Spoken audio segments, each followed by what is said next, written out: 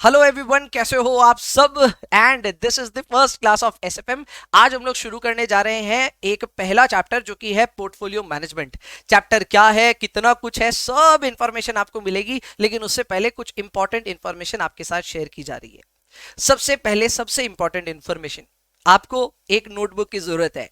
ठीक है, नोटबुक चाहिए एक सेपरेट फॉर एसएफएम। आप चाहें तो क्लास वर्क होमवर्क की एक कॉपी रख सकते हैं, it is entirely up to you. इसके अलावा हो सकता है कि इनिशियली अब जो लाइव कर रहे हैं ना, उनके लिए ये इंफॉर्मेशन ज्यादा रेलेवेंट है, क्योंकि जो बैकअप कर रहे होंगे उनके पास ऑलरेडी नोट्स पहुंचेंगे, करेक्ट। इनफैक्ट बुक पहुंच जाएगी। So for the time being, जब तक ये बुक अवेलेबल नहीं है तब तक आपको शीट्स मिल रही हैं which you are required to print out. And अभी ऑफिस में आप हो तो ऑब्वियसली आप इसको प्रिंट आउट कर पाओगे। प्रिंट आउट इसलिए क्योंकि इंस्टीट्यूट ने 2022 की बुक बहुत लेट लॉन्च करी है, करेक्ट। इनफैक्ट पूरा साल बीत गया एंड अब जाकर के ये बुक लॉन्च हुई है, और बुक में बे इंतहा अभी भी गलतियां हैं। हम अपनी तरफ से ट्राई ये करें कि गलतियों को कम से कम करें, अपनी मैट में इनकॉर्पोरेट करें। एंड नंबर ऑफ क्वेश्चंस भी डबल अप हो चुके हैं। पहले जो 2016 के सिलेबस में किताब थी और अब जो 2022 के सिलेबस की किताब है उसमें डिफरेंस है, एंड बहुत ज्यादा क्वेश्चंस है। So obviously we will be incorporating almost every question from the institute mat. तो मैट आप तक पहुंचने में समय लगने वाला है, तब तक हम आपको नोट शेयर करेंगे। अब जैसे आज जो हमने नोट शेयर किए हैं, ये यहां से 10 क्लासेस तक आपके साथ रहेंगे। So it will take a lot of time to complete even a single note, a chapter. और ऐसे कर करके हम लोग थोड़ा सा दिन इंतजार करेंगे जब तक पूरी मैट रेडी नहीं हो जाती। एक बार पूरी मैट रेडी हो जाएगी, then we will be sending you the hard copies, आपके घर पे मिलेंगी। एंड ऑब्वियसली आप उसके बाद अपनी बुक से पढ़ाई कर सकते हैं। But for the time being फिलहाल नोट से काम चलाइए, करेक्ट। और मैं भी फिलहाल नोट से ही काम चला रहा हूं, because the book is not ready. एकदम फ्रैंकली स्पीकिंग, बुक अभी आई है तो इसीलिए बुक अभी रेडी नहीं है। करे तो बुक को रेडी हम लोग कर रहे हैं, एंड बहुत सारी गलतियां हैं, ट्राई ये करेंगे कि अपनी मैट में गलतियां ना हो। बात बाकी मैट को लेकर के और क्लासेस को लेकर के कोई भी फीडबैक को शेयर करना भूलना नहीं, करेक्ट। शेयर करने के लिए देयर इज अ नंबर 7596941141, जो कि फिलहाल आपको दिख भी रहा होगा टिकर के तौर पे। उस पे आप अपने फीडबैक को शेयर कर सकते हैं। चलिए शुरुआत करते हैं हम लोग आज की अपनी एसएफएम की फर्स्ट क्लास की। चलिए लेट्स गेट स्टार्टेड। कॉपी या नोटबुक जो भी आपके पास में है वो आप खोल करके रखिए, एंड शुरुआत कीजिए मेरे साथ लगातार यहां से 1.5 घंटे इस टॉपिक को पढ़ने की, जिसका नाम है portfolio management. So let's get started. Okay sir, I am unavailable, sorry unable to remove my raised hand. कोई बात नहीं, मैं यहां से शायद कर सकता हूं।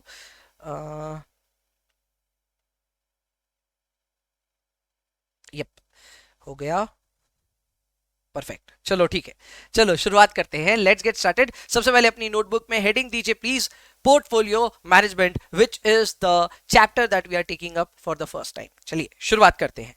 कॉपी में हेडिंग देंगे पोर्टफोलियो मैनेजमेंट।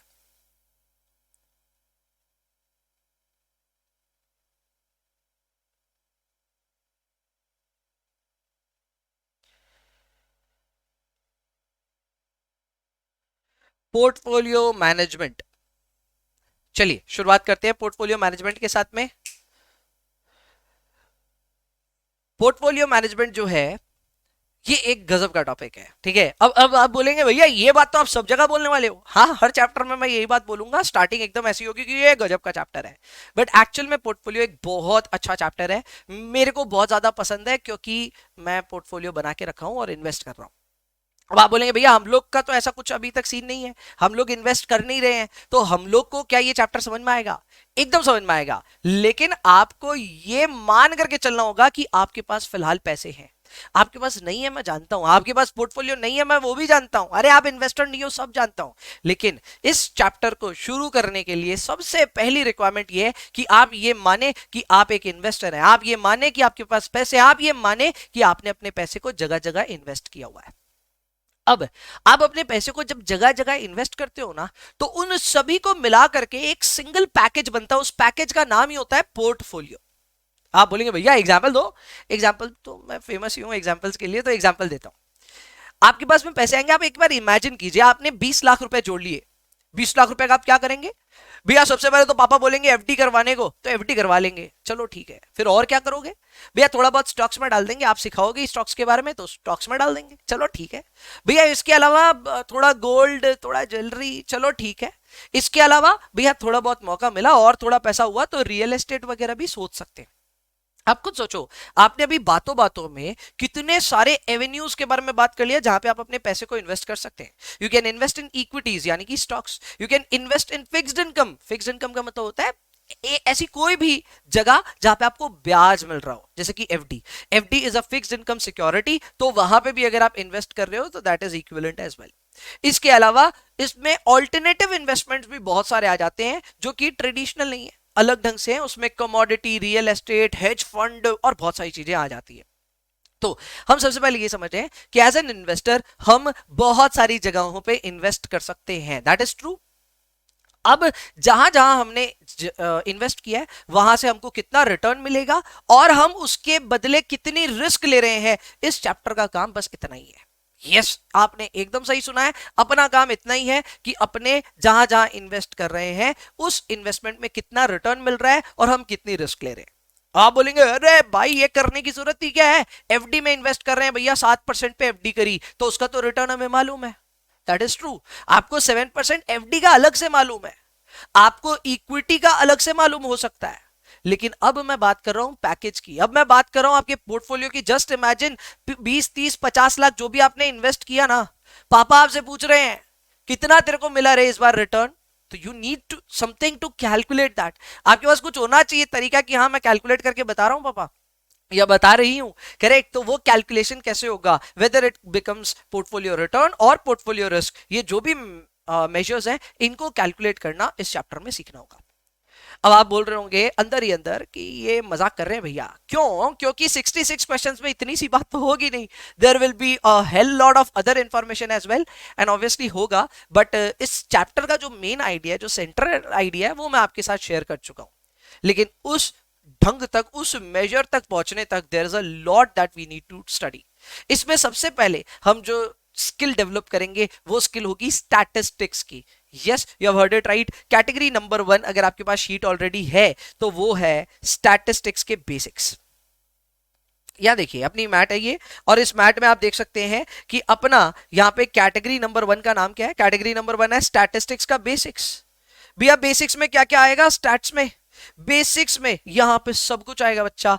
अपना आएगा मीन, अपना आएगा वेरिएंस, अपना आएगा एसडी, अपना आएगा सीवी, एक्सेट्रा, बहुत सारी चीजें आएंगी। यहां पे स्टैट्स के नाम पे आपने जो कुछ 11वीं 12वीं और बीकॉम लेवल पे सीखा होगा ना, वो सारी चीजें घुमा फिरा करके वापस मैं सिखाऊंगा। लेकिन ऑब्वियसली अब थोड़ा अलग अंदाज होगा। मुझे हमेशा ऐसा लगता रहा है कि स्टैट्स के टीचर्स ना इतनी वर्थ इट एफर्ट ही नहीं देते, क्योंकि ऐसा कैसे हो सकता है कि एक बच्चा मीन पढ़ लिया और उसको स्टॉक की रिसर्च करनी नहीं आएगी। यस, मीन में स्टॉक की रिसर्च करने का राज छुपा है, एसडी में स्टॉक की रिसर्च करने का राज छुपा है। अगर आप स्टॉक मार्केट में स्टॉक्स की रिसर्च करना चाहते हैं, मीन, एसडी, ये सब छोटी छोटी चीजों से आप बेहतरीन एनालिसिस कर सकते हैं। ऑब्वियसली मैं इस कोर्स में कवर करूंगा वो सारी चीजें, लेकिन वो सब होगा कैसे, उसके लिए स्टैटिस्टिक्स के बेसिक्स एक बार जानने पड़ेंगे। तो शुरुआत ही कर रहे हैं हम कैटेगरी नंबर 1 के साथ में, विच इज स्टैटिस्टिक्स के बेसिक्स। स्टैट्स में क्या क्या पढ़ना है, आइए उससे शुरुआत करते हैं। चलिए कॉपी में आ जाइए, अभी बुक का काम कम पड़ेगा तो शुरुआत में कॉपी में आइए और लिखिए category number 1 statistics basics. Category 1 statistics basics.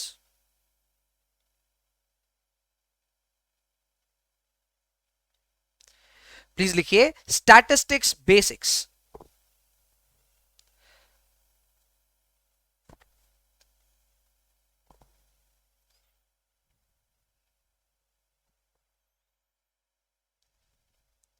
चलो सबसे पहले हम शुरुआत करते हैं यहां पे फर्स्ट ब्रॉड पॉइंट के साथ में, जो होने वाला है मीन। मीन एक्चुअल में एवरेज को कहा जाता है। सो आप इसे मीन कहें या एवरेज कहें, it's the same thing.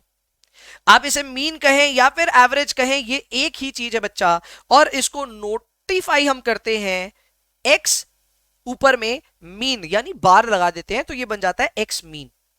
So the notification is x mean, ये हो गया आपका मीन। अब यहां एक्स क्या है?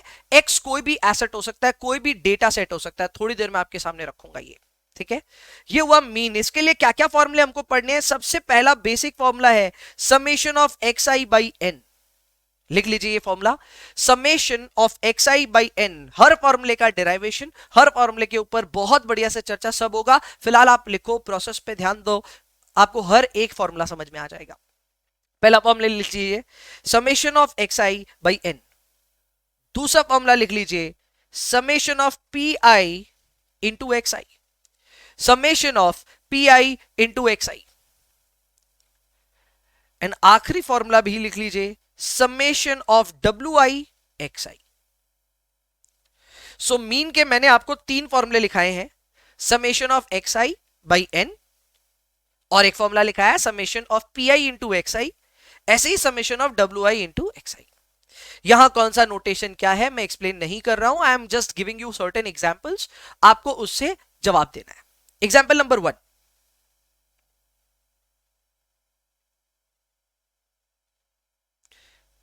calculate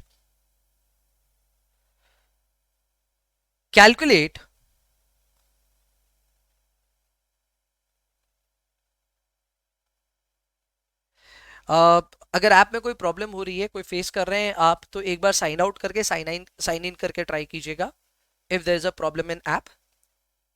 करेक्ट, अभी यहां से स्ट्रीमिंग ठीक जा रही है मेरी तरफ से, तो एक बार साइन इन साइन आउट करके चेक कीजिए। एक टेक्निकल प्रॉब्लम मेरे को मेरी टीम ने बताई है, सो आई थॉट कि उसके ऊपर बात करें। और चैट में भी आप बता सकते हैं, अगर आपको ठीक ठाक दिख रही है क्लास तो आप अपने चैट में लिख दीजिए।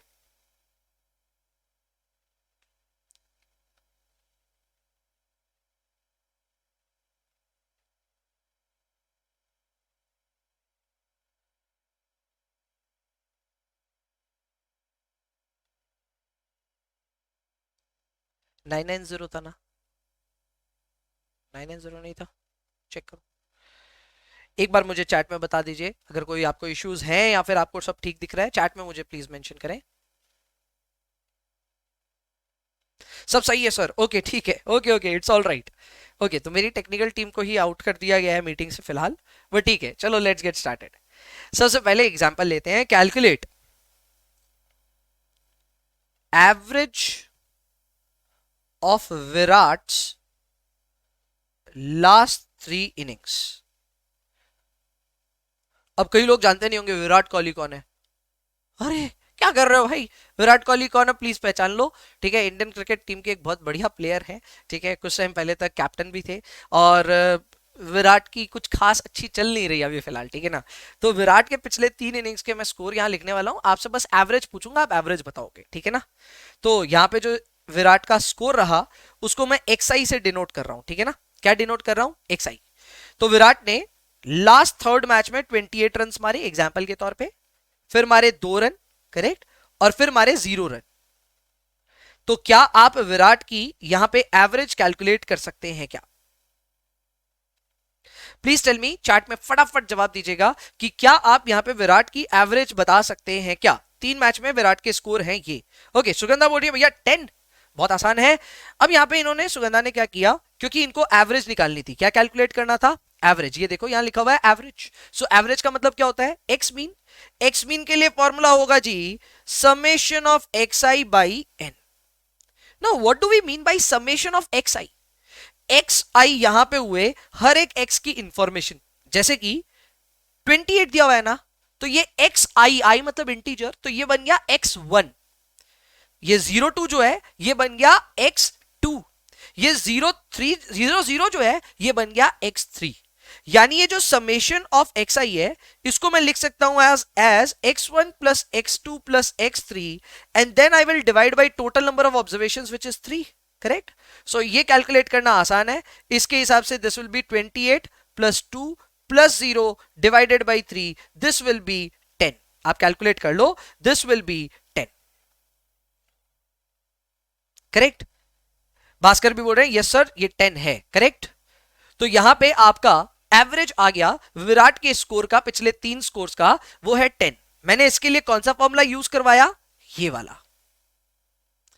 अब आपको ये समझना पड़ेगा कि ये फॉर्मूला हर बार यूज नहीं होगा, ये फॉर्मूला यूज होता है कुछ सेलेक्टेड सर्कमस्टेंसेस में। कैसे, वो थोड़ी देर में आपको समझ में आएगा, लेकिन इस सर्कमस्टेंस में डेफिनेटली हो रहा था तो हमने इसको यूज किया। ठीक है भैया, और कहां दूसरा फॉर्मूला यूज होगा वो भी बताओ। तो आओ और एक एग्जांपल लिखो।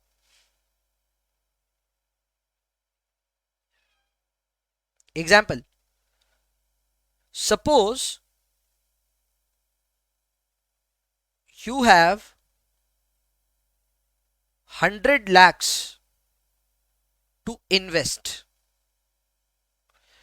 Suppose you have 100 lakhs to invest. You have invested in the following. आपके पास 100 लाख रुपए इन्वेस्ट करने को है, यानी 1 करोड़ रुपए आपके पास है। आपने उसको कहां कहां इन्वेस्ट किया, तो मैं यहां एक टेक्निकल वर्ड लिख रहा हूं, एसेट क्लास। घबराने का नहीं है, सिर्फ सुनने का है। एसेट क्लास में मैं पहली एसेट क्लास लिख रहा हूं इक्विटी, यानी कि स्टॉक मार्केट। दूसरी एसेट क्लास लिख रहा हूं फिक्स्ड इनकम। ठीक है, फिक्स्ड इनकम मतलब एफडी। आपने कितना कितना इन्वेस्ट किया? आपने 80 लाख रुपीस इन्वेस्ट किया इक्विटी में और 20 लाख रुपीस की कर ली एफडी। आपको रिटर्न कितना कितना मिल रहा है? तो एक बार के लिए मान लेते हैं इक्विटी मार्केट में आपको 15% रिटर्न मिल रहा है और एफडी में 6% का रिटर्न मिल रहा है। क्लियर? आपको यहां क्या कैलकुलेट करना है? Calculate average return. अब मेरी बात सुनिए, फिर से वर्ड क्या यूज हुआ? एवरेज। जाहिर सी बात है, मैं चाहता हूं कि आप मीन कैलकुलेट करो। क्या कैलकुलेट करो? मीन। मीन कैलकुलेट करने के लिए यहां पे फॉर्मूला या तो ये यूज होगा या तो ये यूज होगा। सवाल में प्रोबेबिलिटी जो होती है ना, वो देने पे पीआई वाला फॉर्मूला यूज होता है। इस सवाल में फिलहाल प्रोबेबिलिटी नहीं है, पर वेट्स हम कैलकुलेट कर सकते हैं। कैसे? आइए सॉल्यूशन लिखते हैं। अब यहां करेंगे कैसे इसका सॉल्यूशन? बहुत बेसिक है। यहां पे सबसे पहले मैं लिख रहा हूं एसेट क्लास, यहां पे अमाउंट भी लिखूंगा, फिर यहां मैं वेट का कॉलम बनाऊंगा। जो मेरा रिटर्न का कॉलम है उसको मैं एक्स आई बोलूंगा और फिर एक कॉलम बनाऊंगा डब्ल्यू i x i. So total column कितने बने? 5। एसेट रुपीज, डब्ल्यू आई यानी वेट, रिटर्न डब्ल्यू i x i. Asset class में पहला एसेट क्लास है इक्विटी, दूसरा एसेट क्लास है फिक्स्ड इनकम जिसको मैंने एफ आई लिखा है। आपने इक्विटी में इन्वेस्ट किया 80 लाख, फिक्स्ड इनकम में इन्वेस्ट किया 20 लाख, सब मिलाकर के आपने इन्वेस्ट कितना किया? 100 लाख। अब एकदम अच्छे से बताना, ठीक है? आपने इक्विटी में इन्वेस्ट किया 80 lakh out of the total available funds 100 lakh. तो आपने कितना प्रतिशत पैसा, यानी कितना percentage of your total investment equities में डाला है? Tell me that percentage. आपके पास 100 लाख थे, 100 लाख में से 80 lakhs you have invested in equities. So how much percentage have you invested in equities? Tell me the percentage. Chat आ रहा फटाक से, बच्चे बोल रहे हैं सर 80%। बहुत बढ़िया।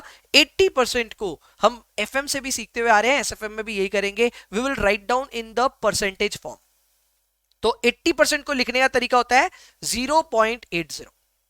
ठीक है? तो इक्विटी आपने 80 लाख रुपीस इन्वेस्ट किया तो वो 0.80 हो गया। फिक्स इनकम में आपने 20 लाख इन्वेस्ट किया तो 20 100 का कितना परसेंट? 20%। उसको हम लिखेंगे 0.20। सो यहां पे वेट आ गया 0.80 एंड 0.20। जाहिर सी बात है वेट का टोटल 1 आना चाहिए। अगर 1 नहीं आ रहा है आपने गलती करी है। रिटर्न 15% है, 6% है। अब हमें करना क्या है?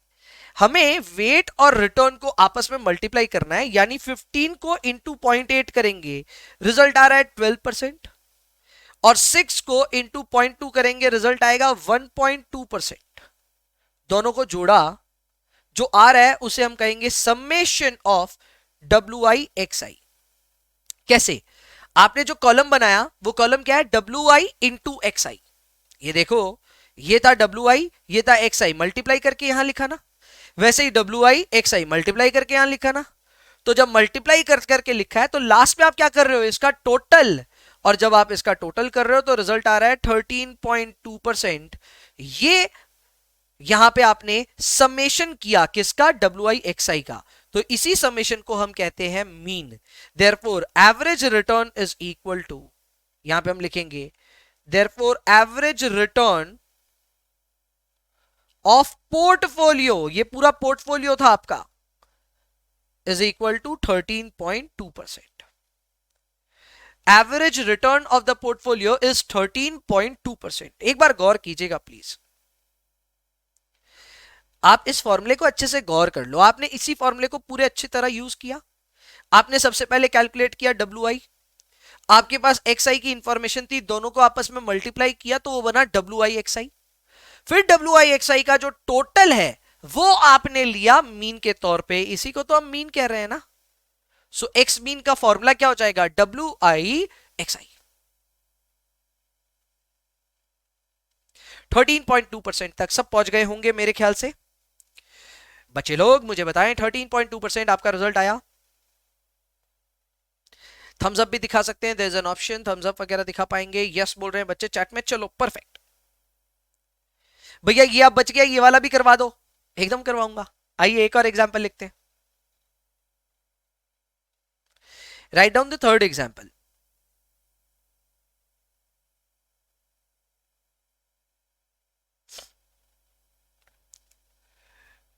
Your mutual fund adviser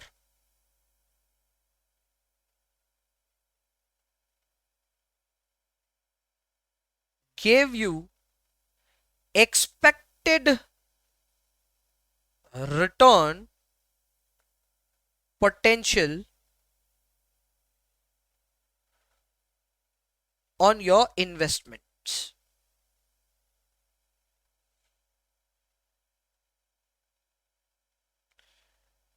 Based on the following scenarios.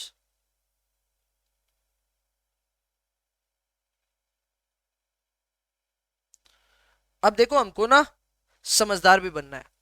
हम अब फाइनल लेवल पे आ चुके हैं, समझदारी भी हमको जरूरी है. तो यहां पे देखो समझदारी क्या चीज में है. समझदारी इस बात में है कि म्यूचुअल फंड एडवाइजर तो बोलेंगे, उनका काम ही क्या है बोलना. आपका काम है उनकी बातों में नहीं आना. एग्जाम्पल दे रहा हूं. म्यूचुअल फंड वाला आकर के अगर आपको बोले सर इन्वेस्ट कर दो, शॉर्ट शॉर्ट 40% आएगा रिटर्न. जैसे वो ये बात बोले उसको दरवाजा दिखा देना, बोले जाओ भाई घर जाओ, अपने घर जाओ, हमारे घर से निकलो. क्यों भैया ऐसा क्यों?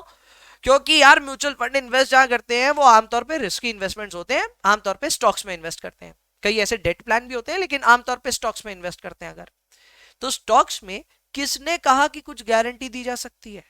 There can not be any guarantee given.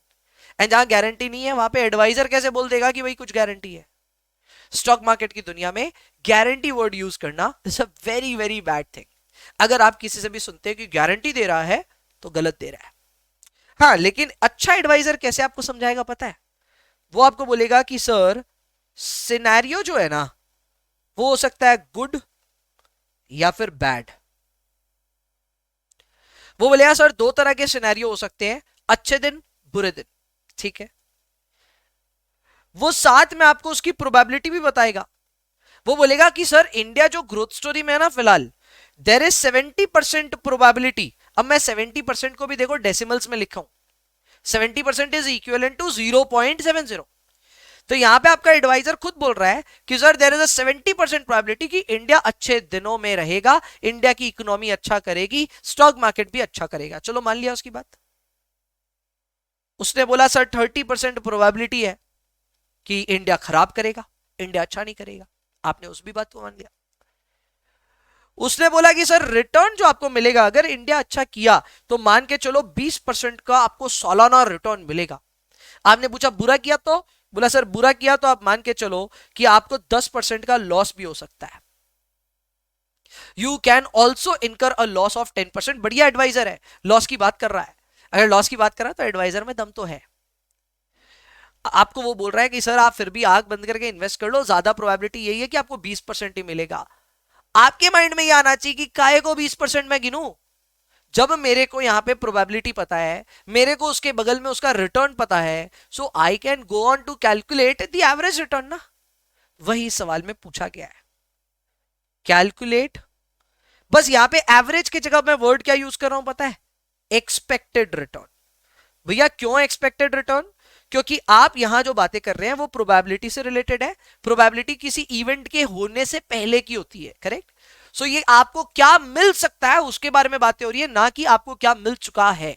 जैसे विराट ने स्कोर मार दिया था सॉरी, पोर्टफोलियो में रिटर्न आ गया था, लेकिन ये एक्सपेक्टेशंस की बातें हो रही है।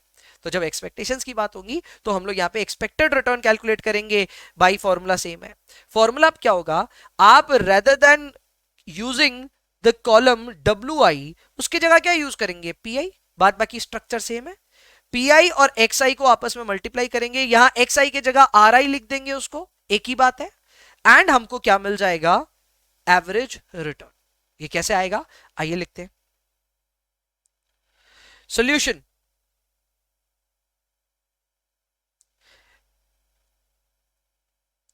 लिखिए एवरेज रिटर्न, यही एक्सपेक्टेड रिटर्न भी होता है।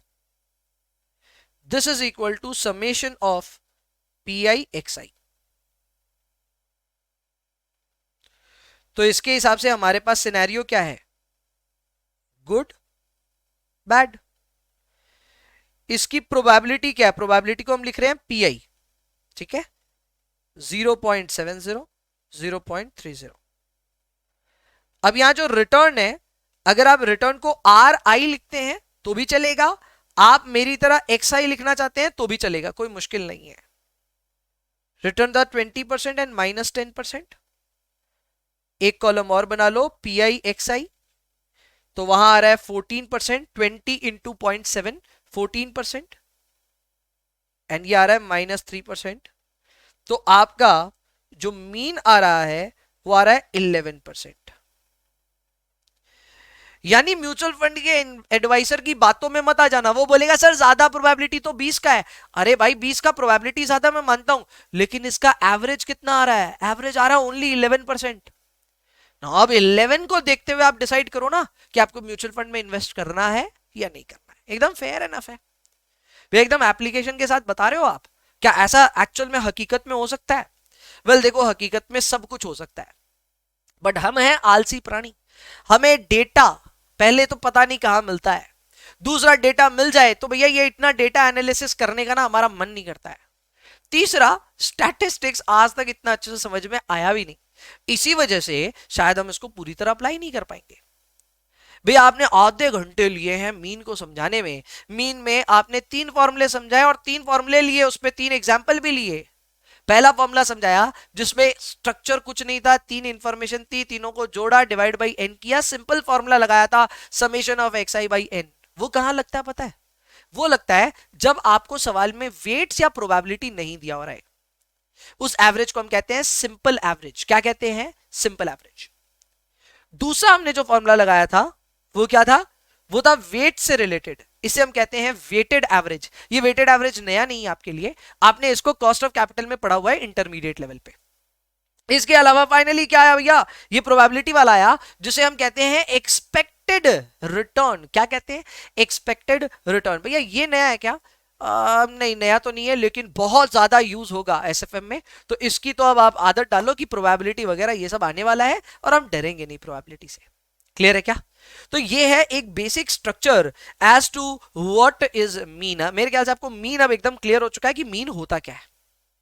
अब समझो मेरी बात, आप जब स्टॉक मार्केट की रिसर्च करोगे, स्टॉक मार्केट में किसी पर्टिकुलर स्टॉक को पकड़ोगे, तो स्टॉक का रिटर्न डेटा या फिर प्राइस वॉल्यूम डेटा ऑब्टेन कैसे करना है मैं सिखाऊंगा आज, फर्स्ट क्लास में नहीं, मैं कभी लेटर ऑन सिखाऊंगा कि कहां से आपको प्राइस और वॉल्यूम का डेटा मिल जाएगा। अब आपको प्राइस मिल जाए तो आप उससे रिटर्न निकाल सकते हैं, कैसे सिखाऊंगा। और रिटर्न निकल जाए तो उसके बाद मीन वगैरह कैलकुलेट कर सकते हैं आप। ये सारी कैलकुलेशन शुरुआत करती है आपके रिसर्च की, ये शुरुआत करती है आपके कैलकुलेशंस की। तो ये मीन काम आएगा, कहां काम आएगा सब आप सीखोगे, लेकिन अभी के लिए मीन हमने कैलकुलेट करना सीखा। 3 तरीके हैं इसके, सिंपल एवरेज, वेटेड एवरेज और एक एक्सपेक्टेड रिटर्न का कैलकुलेशन। अब आइए आगे बढ़ते हैं, वेरिएंस समझते हैं होता क्या है। Before we get into the formula of variance, एक बार वेरिएंस होता क्या है ये समझाता हूं आपको अच्छे से। लिखने की जरूरत वैसे नहीं पड़ेगी, अगर आप लिखना चाहो तो मैं मना भी नहीं करूंगा। जो सेकंड पॉइंट हम पढ़ रहे हैं वो है वेरिएंस। वेरिएंस होता क्या है, variance is a measure of dispersion.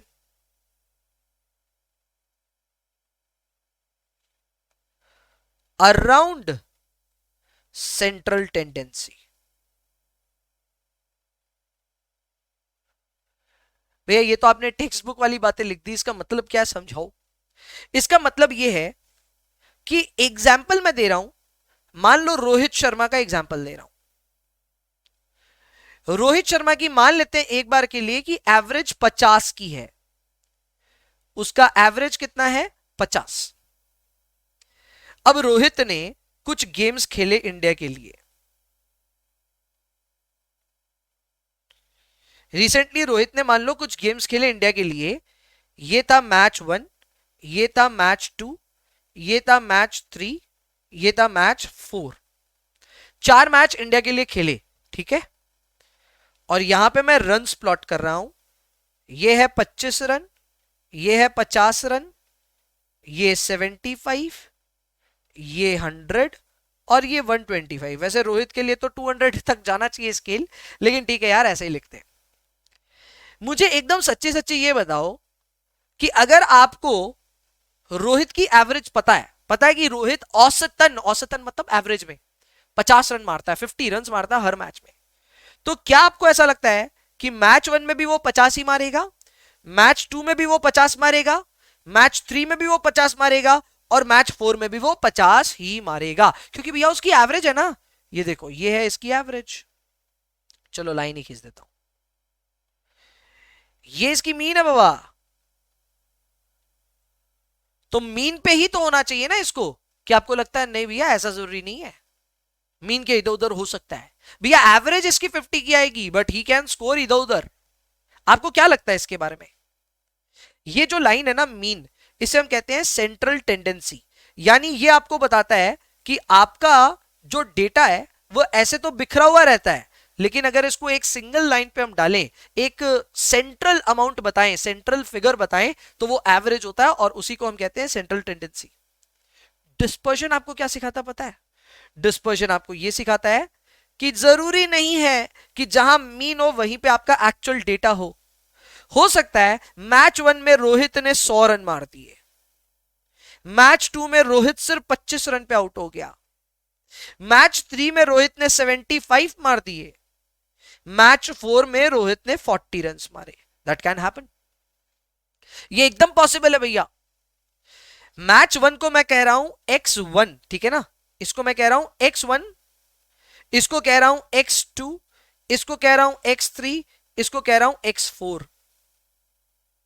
Rohit को देखो, हम सोचे कि वो 50 की एवरेज से मारेगा, उसने कितने मार दिए 100 रन, बहुत बढ़िया। रोहित को हमने सोचा 50 रन मारेगा, उसने कितने मारे सिर्फ 25 रन, शॉर्ट रह गया वो। अगले मैच में उसने 75 मारे, 25 एक्स्ट्रा मारे, करेक्ट, 25 एक्स्ट्रा रन्स मारे, और आखिरी मैच में 40 मारे, तो उसमें 10 रन्स शॉर्ट रह गए। यहां पे आप एक चीज नोटिस करो कि आपका जो एक्चुअल डेटा है, एक्चुअल डेटा होता है एक्स आई, वो एक्स आई एक्स मीन पे हर बार फॉल नहीं करता, इनफैक्ट अधिकतर टाइम्स करेगा ही नहीं। हर एक्स आई क्या एक्स मीन जितना होगा? नहीं, हर बार अलग अलग वैल्यू होगी भैया। तो अब अलग अलग जब वैल्यू होती है ना, तो हमको दुख दुख लगता है। दुख दुख क्यों लगता है? क्योंकि भैया फिर रोहित का कोई ठिकाना नहीं है। रोहित का एवरेज देख करके आप प्रेडिक्ट ही नहीं कर सकते। आप खुद सोचो, सट्टा लगाना है रोहित पे, एक बार एकदम देसी बात करते हैं, रोहित पे सट्टा लगाना है, पर रोहित का कोई भरोसा नहीं है। उसका एवरेज 50 दिखता है, मारता तो 200 मार देता है, नहीं तो 0 पे भी आउट हो जाता है। ऐसे आदमी पे सट्टा खेलोगे क्या आप? या फिर ऐसे प्लेयर पे खेलना चाहोगे सट्टा जो अपनी एवरेज के आसपास रहता है? मैं एक एग्जांपल समझा देता हूं। एक बार मान लेते हैं कि विराट की भी एवरेज 50 ही है, लेकिन विराट का जो स्कोर्स है वो मीन के ज्यादा करीब रहता है ओवरऑल। तो किसका स्कोर अपनी एवरेज के ज्यादा आसपास है? भैया विराट का स्कोर अपनी एवरेज के ज्यादा आसपास है, यानी उसमें डिस्पर्जन कम है। क्या है? डिस्पर्जन कम है। ऐसे में रोहित ज्यादा रिलायबल प्लेयर होगा या विराट? सोच समझ के बताइएगा। रोहित ज्यादा रिलायबल हो जाएगा कि विराट? विराट हो जाएगा भैया, विराट ज्यादा रिलायबल हो जाएगा क्योंकि उसका डेटा कम डिस्पर्स्ड है, मीन से ज्यादा दूर नहीं है, मीन के करीब करीब है। जब मीन के करीब होगा तो उस प्लेयर पे बेट करना आसान होगा। मैं और एक एग्जांपल देता हूं, ये एग्जांपल अब आपके दिमाग में ना थोड़े बहुत आइडियाज प्लांट करना शुरू करेगा। सपोज करो मैं आपको इंफॉर्मेशन दे रहा हूं ईयर की, स्टॉक ए की, स्टॉक बी की। ईयर 2000, चलो ईयर 1 2 ले लेते हैं, 1 2 3 4 5। मैं आपको 5 साल की इंफॉर्मेशन दे रहा हूं। स्टॉक ए ने 20% रिटर्न दिया फर्स्ट ईयर में, सेकेंड ईयर भी 20%, थर्ड भी 20, फोर्थ भी 20, फिफ्थ भी 20। मुझे पता है यह असंभव है, लेकिन फिर भी एक बार मान लेते हैं कि यह स्टॉक 20% लगातार दिया हर साल। स्टॉक बी ने फर्स्ट ईयर दिया 40%, सेकेंड ईयर दिया -10%, फिर 30%, फिर 20% और फिर 20%। दोनों का अगर आप एवरेज निकालेंगे तो फॉर्मूला क्या लगाएंगे, summation of x i by n, correct, दोनों के केस में। तो यहां पे इसकी एवरेज कितनी आ रही है, इसकी एवरेज 20 ही आएगी। 20 + 20 + 20 + 20 सब मिला के 100 हुआ, 100 divided by 5, so 100 divided by 5, how much do you get, 20। यहां पे एवरेज कितनी आ रही है, 40 - 10 30, 30 + 30 60, 60 + 20 और 20 100। तो यहां पे भी आएगा 100/5, इसका भी एवरेज 20% ही आ रहा है। सो स्टॉक ए और स्टॉक बी का पिछले 5 साल का डेटा आपके सामने है, दोनों की एवरेज 20% आ रही है। आपको मुझे चैट में बताना है कि इन दोनों स्टॉक्स में से कोई एक ही जगह आपको इन्वेस्ट करना है, तो आप कहां इन्वेस्ट करोगे, will you invest in stock A और will you invest in stock B.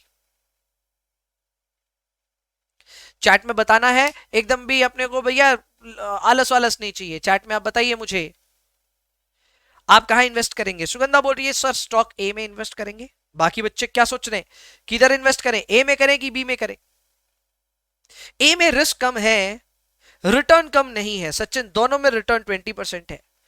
अब सचिन को क्या लग रहा है पता है, सचिन ये देख रहा है कि भैया यहाँ 40 है यहाँ 20 है, तो ए में ना रिटर्न कम है। ऐसा नहीं है, आप हमेशा एवरेज देखो, कभी भी एक सिंगल मैच मत देखो, ठीक है ना। एक सिंगल मैच देखोगे तो हो सकता है यार कोई प्लेयर आए और सडनली एक मैच में, चलो एक एग्जांपल दे देता हूं, एग्जांपल ही दे देता हूं। मान लेते हैं कोई बॉलर आकर के एक मैच में 100 रन मार दे, तो क्या उसको आप ओपनर बना दोगे क्या, कि भैया लास्ट मैच में 100 मारा तो अभी ओपन करने जा। नहीं भैया, सिंगल मैच की परफॉर्मेंस नहीं देखते, हम देखते हैं एवरेज। उस बॉलर की अगर एवरेज अच्छी है तो हम उसको ऑलराउंडर कंसिडर कर सकते हैं, लेकिन एक सिंगल मैच में कभी भी ऑब्जर्वेशन नहीं आएगी। तो हम अपनी एवरेज देख रहे हैं, एवरेज दोनों की 20 है, लेकिन फिर भी एक समस्या दिख रही है, स्टॉक ए का रिटर्न ना बिखरा हुआ नहीं है।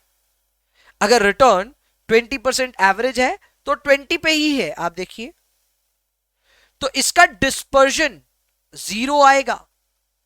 डिस्पर्जन कितना आ रहा है जी, 0 फॉर स्टॉक ए। बस स्टॉक बी की एवरेज तो 20 है, लेकिन रिटर्न बिखरा हुआ है, कभी 40, कभी -10, कभी 30, कभी 20, कभी 20। तो यहां पे स्टॉक बी का जो रिटर्न डेटा है वो थोड़ा बिखरा हुआ है और उसका डिस्पर्जन ग्रेटर देन 0 आएगा। Now dispersion is equivalent to risk. जितना डेटा बिखरा हुआ होता है उतनी ज्यादा रिस्क होती है, and this is where we need to bring in variance. हमको यहां पे वेरिएंस यूज करना पड़ेगा टू फाइंड आउट कि डिस्पर्जन है क्या। आपको समझाता हूं कैसे, गौर कीजिएगा। ये एक स्कैटर प्लॉट है। स्कैटर प्लॉट का मतलब होता है जहां पे आप रिटर्न प्लॉट कर रहे हो, करेक्ट, और उसके साथ में उसके ईयर्स प्लॉट कर रहे हो। सपोज करते हैं एक स्टॉक है जिसका स्कैटर प्लॉट ऐसा दिख रहा है, पर उसकी एवरेज सपोज करते हैं यहां है, ये उसका मीन है। ये मीन है, ये x1 है, ये x2, ये x3 और ये x4। आप देखिए आपका डेटा आपके मीन से बिखरा हुआ है, so there is dispersion. Clearly इस डेटा सेट को देख के समझ में आ रहा है डिस्पर्जन तो है। वो डिस्पर्जन कितना है? x1 x मीन से दूर है, तो इस दूरी को हम कहेंगे x1 minus x mean. x2 भी x1 से दूर है, x मीन से दूर है, इसे हम कहेंगे x2 minus x mean. Similarly x3 x mean से दूर है, इसे हम कहेंगे x3 माइनस x मीन। और x4 भी x मीन से दूर है, इसे हम कहेंगे x4 माइनस x मीन। लेकिन इसमें एक समस्या है। समस्या क्या है? समस्या यह है कि भैया ये वाला जो रिजल्ट आएगा ना, फर्स्ट वाला, ये आएगा प्लस में, ये आएगा माइनस में, थर्ड वाला वापस प्लस में, फोर्थ वाला वापस माइनस में। आप इन सारे डिफरेंसेस को अगर जोड़ दोगे ना, तो फिर रिजल्ट नेट हो जाएगा आपस में, विच इज नॉट गुड। हमको डिफरेंस है तो डिफरेंस बताना है, डिस्पर्जन है तो डिस्पर्जन बताना है, हमको नेटिंग नहीं करनी। यानी कि मैं यहां क्या प्रॉब्लम होगी समझ रहे हो आप? इधर में ये होगा कि अगर मैं इसकी एवरेज निकालने के लिए तरीका लगाऊं, summation of x i by x n होता है ना, तो यहां पे मैं फॉर्मूला लगा लूंगा summation of x i by x mean divided by n. लेकिन ये करने से क्या होगा पता है? पहला आइटम प्लस में है, दूसरा आइटम माइनस में, फिर प्लस में, फिर माइनस में, फिर आप डिवाइड बाई एन कर रहे हो, तो ऊपर का आइटम जो है वो नेट हो जाएगा, जो हमको नहीं चाहिए। भैया इसको रोके कैसे? आप खुद समझो, यहां पे आपका रिटर्न प्लस में है, यहां माइनस में है, तो आपस में नेटिंग हो गई। यहां प्लस में, यहां माइनस में, भैया नेटिंग हो गई। तो आपका जो फॉर्मूला बन रहा है वो फॉर्मूले के हिसाब से तो प्लस माइनस करके आपस में फिटूस हो जाएगा। इसको रोके कैसे? रोकने का तरीका यह है कि जो भी डिफरेंस आ रहा है उसका स्क्वायर कर दो। जो भी डिफरेंस आ रहा है उसका स्क्वायर कर दो। भैया स्क्वायर क्यों कर रहे हैं? क्योंकि स्क्वायर करने से माइनस वाला आइटम भी प्लस हो जाता है, और प्लस वाला तो खैर प्लस ही रहता है। तो rather than taking this formula, what are we taking? We are taking summation of xi minus x mean, और फिर इसका स्क्वायर कर रहे हैं। एंड क्योंकि हम इसका भी एवरेज ढूंढना चाहते हैं, तो डिवाइड बाई एन। समेशन और एन हमेशा एवरेज के टाइम पे आता है। तो आप यहां क्या कर रहे हैं? xi माइनस x मीन का डेटा बना रहे हैं, लेकिन उसका स्क्वायरिंग इसलिए कर रहे हैं क्योंकि कुछ आइटम प्लस है और कुछ आइटम क्या है? माइनस। इसको डिवाइड बाई एन और इधर में समेशन। तो ये आपका जो आएगा इसे ही हम कहेंगे वेरिएंस। क्या कहेंगे? वेरिएंस। यहां हो क्या रहा है? आप यहां हर x को x मीन से कंपेयर कर रहे हो, प्लस को स्क्वायर करके प्लस बना रहे हो, माइनस को भी स्क्वायर करके प्लस बना रहे हो। सबको जोड़ोगे, डिवाइड बाई n करोगे, तब जाकर के आ जाएगा वेरिएंस। ये वेरिएंस डिस्पर्जन की निशानी है। ये आपको बताता है डिस्पर्जन कैसे कैसे होगा। क्लियर है? आओ जी वेरिएंस के बारे में इंफॉर्मेशन लिखते हैं। आपने अभी तक वेरिएंस की इंफॉर्मेशन लिखी होगी और लिखा होगा measure of dispersion around central tendency. अभी तक ये लिखा है। अब आइए इसके फॉर्मूले लिखते हैं। फॉर्मूला लिखिए please. Variance is equal to summation of xi minus x mean का whole square divided by n। आप में से कई हैं जिनको ये फॉर्मूला पहले से देखा हुआ है। भैया ये तो पढ़ा हुआ है, स्कूल में पढ़ा हुआ है। एग्जैक्टली पढ़ा हुआ तो है, पर क्या आपको ये पता था कि ये स्क्वायरिंग क्यों हो रही है? क्या आपको ये पता था ये गैप ले रहे हैं? अच्छा, डिस्पर्जन का मतलब होता है मीन लाइन से कितनी दूरी है, तो मीन लाइन से जो दूरी है वो प्लस में भी आएगी माइनस में भी आएगी। उसका स्क्वायरिंग कर रहे हैं, फिर उसका एवरेज कर रहे हैं। ये क्यों हो रहा है? शायद ये कुछ नया ढंग आपको पता चला होगा, पर खैर बात यहां खत्म नहीं होती। एक और फॉर्मूला है जो इसके सब्स्टिट्यूट के तौर पे यूज होता है। वो फॉर्मूला है summation of x I minus x mean का whole square divide by n minus one करते हैं रादर देन जस्ट एन। इसके लिए आप ब्रैकेट में लिख लो, अगर आपके पास पॉपुलेशन का डेटा होता है तब आप एन यूज करते हैं, और अगर आप सैंपल के डेटा पे काम कर रहे हैं तो एन माइनस वन यूज कर रहे हैं। हालांकि अपना सीएमए फाइनल का जो करिकुलम है उसमें वेल डिफाइंड कभी भी नहीं होगा सवाल कि सैंपल का डेटा है कि पॉपुलेशन का, तो थोड़ी इधर कंफ्यूजन होगी। और एसएफएम का मतलब ये कंफ्यूजन, एसएफएम सब्जेक्ट ऐसा है जहां पे कई बार आपको ऐसी इंफॉर्मेशन दिखेगी और ऐसी सवाल दिखेंगे कि भैया आपको लगेगा कि इसका सॉल्यूशन ही लॉजिकल नहीं है, और इंस्टीट्यूट की बुक में काफी गलतियां हैं। ठीक है ना?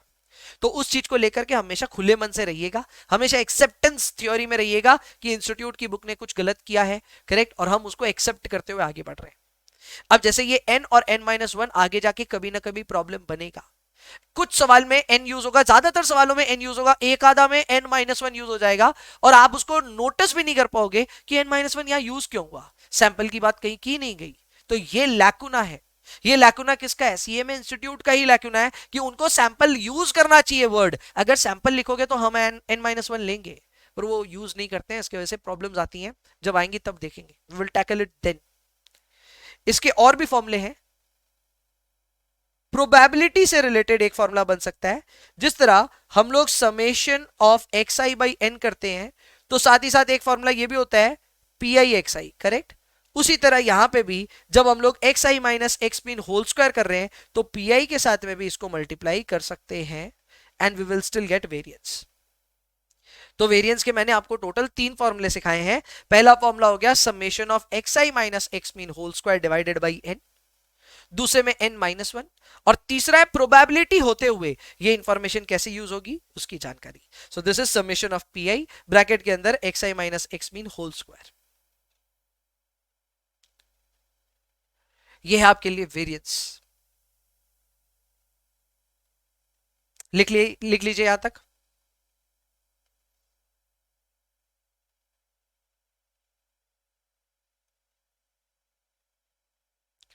परफेक्ट। एक एग्जांपल देता हूं आपको। एक छोटा सा एग्जांपल बनाते हैं। Calculate variance from the following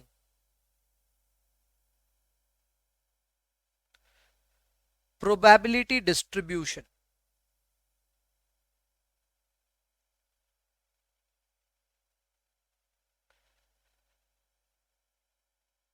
पहला कॉलम प्रोबेबिलिटी का, दूसरा कॉलम एक्स आई का। प्रोबेबिलिटी है 0.60, 0.40, ये है 10 एंड 15, करेक्ट। 10 और 15। हमको इसको जब सॉल्व करना है तो हम कैसे करेंगे? कॉलम्स क्या क्या बनेंगे? पहला कॉलम प्रोबेबिलिटी का पी आई 0.60, 0.40, दूसरा कॉलम एक्स आई 10, 15, ये दोनों उतारने का काम हुआ अभी तक। अब एक कॉलम बनाएंगे P I x I, which will be दोनों का multiplication. 0.6 into 10 is 6 and 0.4 into 15 is also 6। दोनों का टोटल करेंगे तो ये आ रहा है summation of p I x i, और इसकी वैल्यू आ रही है 12। सो ये हो गया हमारा मीन। ये हमारा हो गया मीन। मीन कितना हो गया? 12। अब एक कॉलम बनाएंगे x I minus x mean. Now this is tricky, ये थोड़ा सा ट्रिकी है, ध्यान रखिएगा। आपको लेना है एक्स आई की इंफॉर्मेशन विच इज 10, आपको इसमें से माइनस करना है mean which is 12। So what is 10 minus 12? It is -2। तो यहां पे आप देख सकते हैं डिस्पर्जन आया, लेकिन वो मीन के नीचे आया, तो ये वैल्यू आई माइनस में। दूसरी वैल्यू है 15। एक्स आई की दूसरी वैल्यू क्या है? 15। ये x2 है। ये x2 मीन से कितना दूर है भैया? मीन है 12, ये 15, तो ये आ रहा है +3।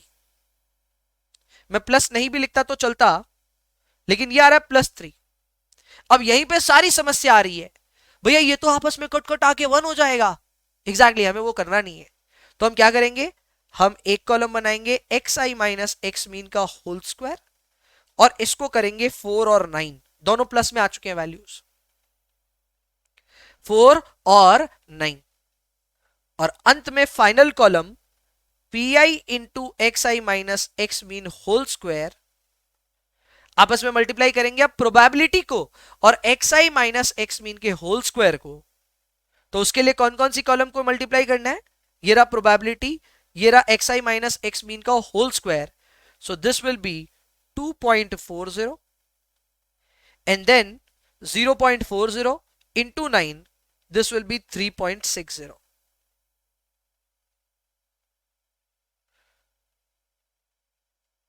तो ये आ गया आपका summation of p i bracket में एक्स आई minus x mean whole square, यानी कि ये है आपका variance. Variance is equal to 6। You have your full screen view here. Variance आया 6।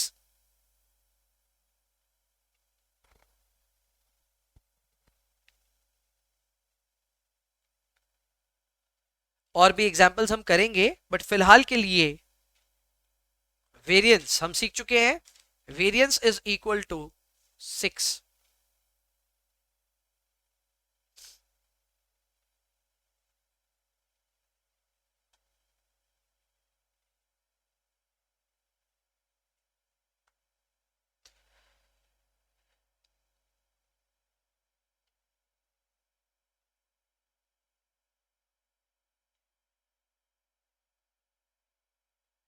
नेक्स्ट 3 स्टैटिस्टिक्स के और मेजर्स हैं जो हमें सीखने हैं। 3 नंबर में हम लिख रहे हैं स्टैंडर्ड डिविएशन।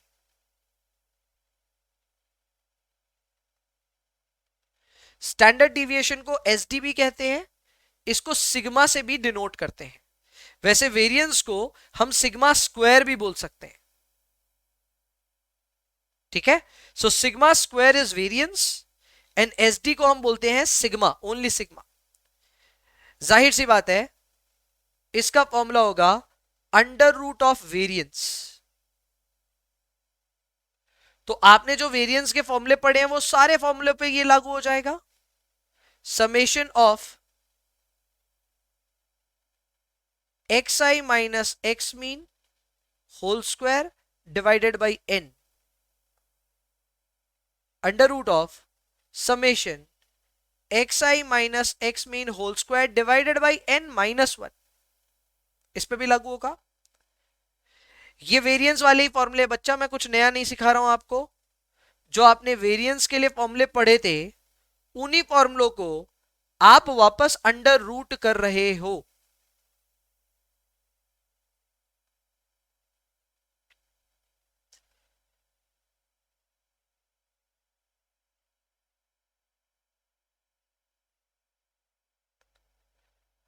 अब आपको मैं बताता हूं इस फॉर्मूले के पीछे का लॉजिक। भैया अंडर रूट क्यों करे, समझाएंगे। अंडर रूट इसलिए कर रहे हैं क्योंकि इससे पहले स्क्वायरिंग खामखा की थी। अरे आप देखो तो सही, you will feel it through this example. Example में देखो, हमको एक्स आई और एक्स मीन का गैप चाहिए था। डिस्पर्शन का मतलब क्या होता है, मीन से कितनी दूरी है। तो दूरी एक बार माइनस आई एक प्लस आई चल रहा था हम लोग को। खामखा इसको स्क्वायर किया कि नहीं किया आपने। -2 को आपने 4 बनाया, स्क्वायरिंग की ना। 3 को भी आपने स्क्वायर करके 9 बनाया, स्क्वायरिंग की ना। ये स्क्वायरिंग खामखा की। हाँ मुझे पता है इसके पीछे एक ऑब्जेक्टिव था। इसके पीछे ऑब्जेक्टिव ये था कि भैया ये डिस्पर्जन जो है ना ये आपस में नेट ऑफ नहीं हो जाए। चलो समझता हूं मैं सारी बात, लेकिन स्क्वायरिंग तो खामखा की ना। इस पाप को धोएं कैसे, रिवर्स कैसे करें। जब आपने स्क्वायरिंग खामखा की तो अंडर रूट भी खामखा कीजिए। आप बोले यार इतना जरूरी नहीं है, मैं बताता हूं जरूरी क्यों है। एग्जांपल देता हूं। सपोज करो, अभी देखो इस चीज पे ध्यान देना। सपोज करो ये जो 10 है ये 10% होता, ये 15 भी 15% होता, तो मैं इस 10 को 10% लिखता, 15 को 15% लिखता।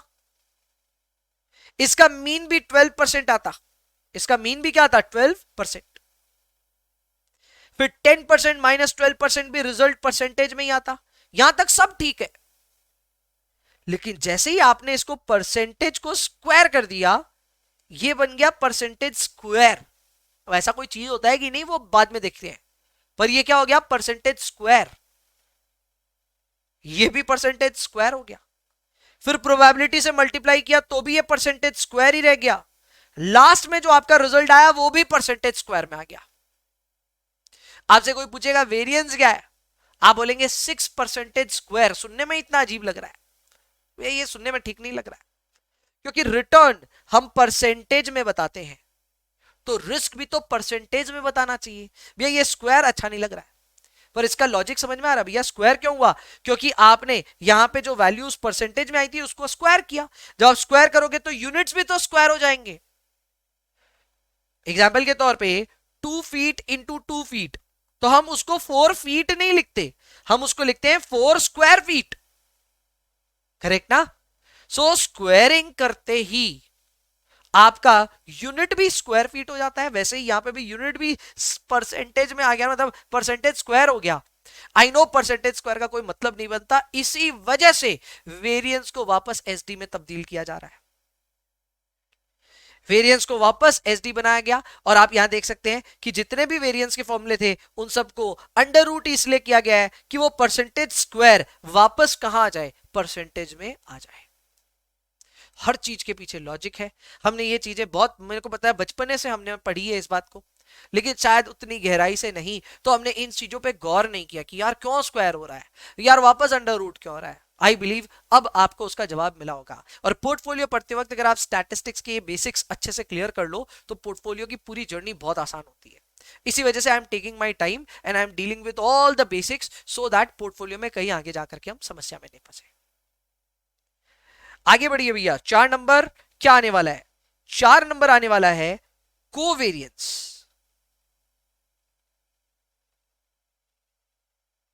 Next up is covariance. Covariance के आप सबस्क्रिप्ट में लिखोगे एक्स वाई, इसका मतलब ये कोवेरियंस एक्स और वाई के बीच का है। अब ये क्या होता है समझाता हूं मैं आपको। कोवेरियंस जो होता है उसमें वेरियंस वर्ड तो हमको पता है पहले से, भैया वेरियंस क्या होता है, वेरियंस होता है खुद का खुद से दूरी, करेक्ट। जैसे कि आप फॉर्मूला क्या लगाते हैं, जब वेरियंस का फॉर्मूला लगाते हैं तो फॉर्मूला होता है x I minus x mean, you do it squaring and then you divide by n और यहां पे समेशन करते हो, यही तो आप काम करते हो ना वेरियंस के लिए। लेकिन वेरियंस कैलकुलेट करते वक्त आपके पास सिर्फ एक ही डेटा सेट होता है जो होता है एक्स आई। अब आपके पास एक नहीं बल्कि दो दो डेटा सेट होंगे, आपके पास एक्स आई भी होगा, आपके पास वाई आई भी होगा, यानी एक्स की भी इंफॉर्मेशन होगी, वाई की भी इंफॉर्मेशन होगी। भैया कैसे हो सकता है ये, एकदम इजी है। मैं आपको स्टॉक ए दे रहा हूं, साथ में स्टॉक बी दे रहा हूं, इसका एग्जांपल दिखाया था ना आपको, देखो ये वाला एग्जांपल जो मैंने आपको दिखाया, स्टॉक ए स्टॉक बी, इसमें स्टॉक ए पहला डेटा सेट है, ये एक्स आई है, जो दूसरा डेटा सेट है वो वाई आई है, तो ये आया एक्स मीन, तो ये आया वाई मीन, तो दो डेटा सेट पे तो काम हो सकता है एकदम। जब दो डेटा सेट पे काम होता है तो हम वेरिएंस नहीं देखते हैं, कोवेरियंस। कोवेरियंस आपको क्या बताता है, कोवेरियंस आपको यह बताता है कि ये दोनों डेटा सेट आपस में किस तरह से डिस्पर्स्ड है। इसका फॉर्मूला बहुत आसान है, इसके आगे वर्ड ही क्या लगा है, को का मतलब एक से ज्यादा वेरिएबल्स हैं, तो यहां पे कुछ नहीं करना बच्चा, कुछ नहीं करना। आप ये देखो वेरिएंस का जो फॉर्मूला है सेम वही फॉर्मूला होगा, एक्स आई माइनस एक्स मीन हम लेंगे, लेकिन स्क्वायर नहीं करके वाई आई माइनस वाई मीन से मल्टीप्लाई कर देंगे। तो आप समझो यहां क्या हो रहा है, हम जब यहां स्क्वायर करते हैं तो हम अंदाजे में करते क्या है, हम ये करते हैं कि एक बार एक्स आई माइनस एक्स मीन निकालते हैं और फिर दोबारा एक बार एक्स आई माइनस एक्स मीन करके दोनों को आपस में मल्टीप्लाई करते हैं, तभी तो ये आता है एक्स आई माइनस एक्स मीन का स्क्वायर। तो ये तो हम तब कर रहे थे जब हमारे पास एक ही डेटा सेट था, तो हम खुद ही से उसको मल्टीप्लाई कर रहे थे, but now we will be multiplying it with different data set which is y. तो यहां पे हमको ये जरूरत नहीं है दो बार एक्स आई करने का, हम एक बार एक्स आई माइनस एक्स मीन करेंगे, दूसरी बार वाई आई माइनस वाई मीन करेंगे और दोनों को आपस में मल्टीप्लाई करके समेशन करके डिवाइड बाई एन कर देंगे। पहला फॉर्मूला लिख लीजिए साथ साथ प्लीज, कोवेरियंस का पहला फॉर्मूला है summation of x I minus x mean into y I minus Y mean. इसी में n-1 वाला भी फॉर्मूला निकलेगा, फॉर्मूले सारे सेम है, एक फॉर्मूला सीखा सब सीख गए, n-1 भी यहां आएगा और प्रोबेबिलिटी वाला भी आएगा, summation of p i into x I minus x mean into y I minus Y mean. All the formulas are simple straightforward, एक जैसे से हैं, जैसे मीन का स्ट्रक्चर था वैसा ही वेरिएंस का स्ट्रक्चर था, वेरिएंस के साथ एसडी भी सेम वैसा ही और अभी कोवेरियंस भी वैसा ही। तीन फॉर्मूले हमने यहां पे पढ़े कोवेरियंस से related, covariance of x y. Problem फिर से है, प्रॉब्लम फिर से यह है कि जब आप वापस कोवेरियंस ले रहे हैं तो ये है तो वेरिएंस ही। चलो दो डेटा सेट पे कैलकुलेट किया है तो वेरिएंस, तो भैया रिजल्ट तो इसका भी परसेंटेज स्क्वायर में आने वाला है, जो कि सुनने में बड़ा खराब लगेगा। तो इसका भी कुछ उपाय बनाओ, इसको परसेंटेज स्क्वायर से परसेंट पे ले आओ। मैं कहता हूं इससे भी बेटर है हमारे पास इलाज, हम इसका यूनिटी उड़ा देंगे। कैसे समझते हैं, लिखिए कोरिलेशन कोएफिशिएंट। कोरिलेशन कोएफिशिएंट इसको दो तरह से डिनोट किया जा सकता है, आर ब्रैकेट इसके पैर पे एक्स वाई, या फिर एक इस तरह से नोटेशन डाला जा सकता है, करेक्ट, पी के जैसा दिखता है, इट्स नॉट पी ऑब्वियसली। ये है कोरिलेशन कोएफिशिएंट। इसका फॉर्मूला होगा covariance of x Y divided by sigma x sigma Y. Covariance of x Y divided by sigma x sigma y. इसका मतलब जहां कोवेरियंस आपका परसेंटेज स्क्वायर में रहेगा, आप इसको डिवाइड करोगे एक बार सिग्मा एक्स से, यानी स्टैंडर्ड डेविएशन ऑफ एक्स से, जो कि परसेंटेज में होगा, और फिर और एक बार डिवाइड करोगे सिग्मा वाई से, which will be again in percentage term, क्योंकि वो भी स्टैंडर्ड डेविएशन है किसका, वाई का। तो यहां पे परसेंटेज स्क्वायर और नीचे के दोनों परसेंटेज कट जाएंगे, this will become unitless. Correlation coefficient is unitless, इसका कोई यूनिट नहीं होता। इसके क्या एडवांटेजेस हैं ये हम लेटर ऑन सीखेंगे, अभी बस हम इसको कैलकुलेट करना सीख रहे हैं। कैलकुलेट करने के लिए एक बचकाना फॉर्मूला है। बचकाना फॉर्मूला क्या है, covariance of x Y divided by sigma x sigma Y. Covariance of x Y divided by sigma x sigma Y.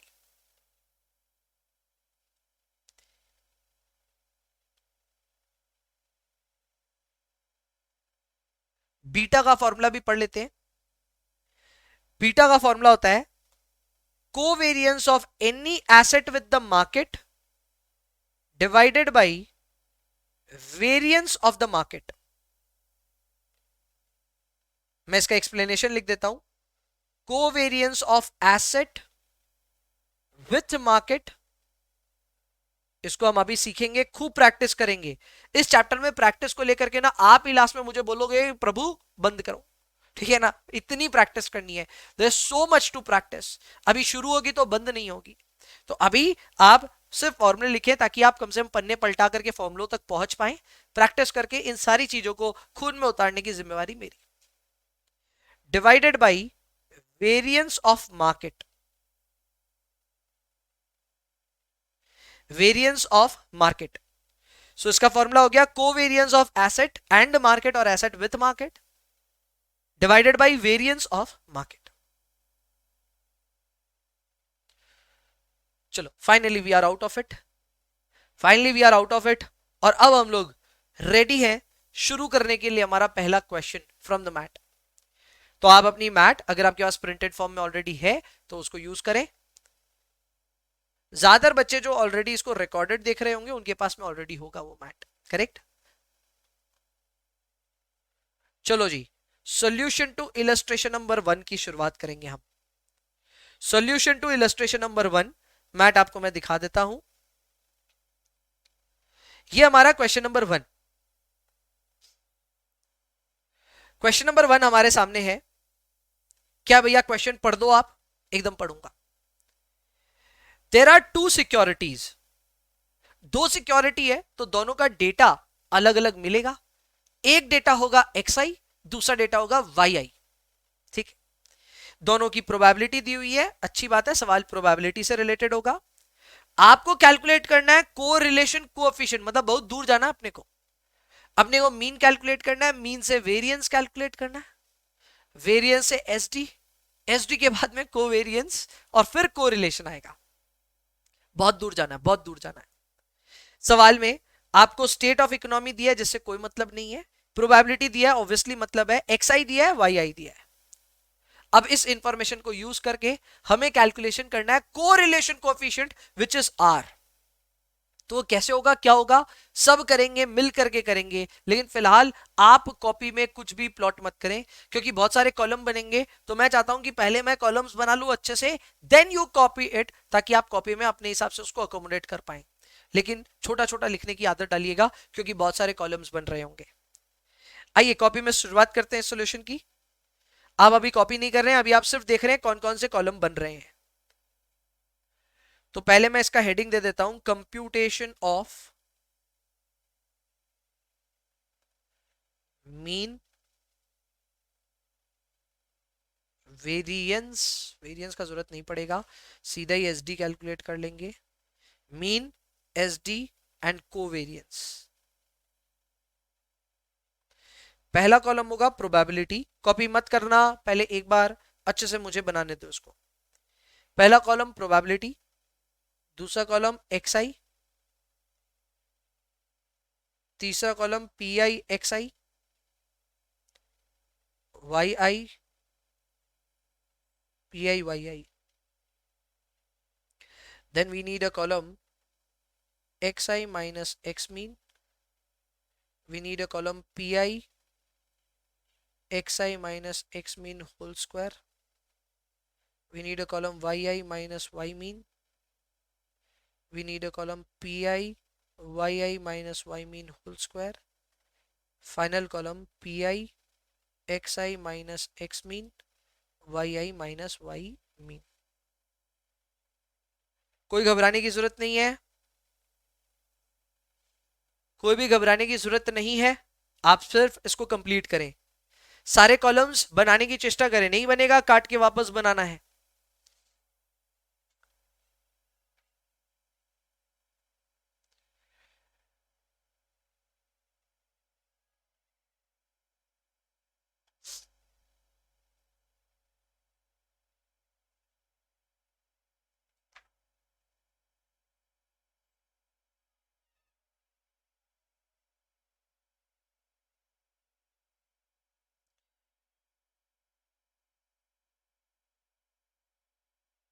Please copy this. तब तक मैं बाकी इंफॉर्मेशन इसमें पुट करता हूं जो सवाल में ऑलरेडी दी हुई है। Probability 0.2, 0.3, 0.1, 0.25, 0.15। x is 12, 15, -7, 11, 7। y is 15, 12, 15, -4, 6। Copy कर लीजिए प्लीज। टोटल कॉलम्स बन रहे हैं 1 2 3 4 5 6 7 8 9 10। 10 कॉलम्स हैं।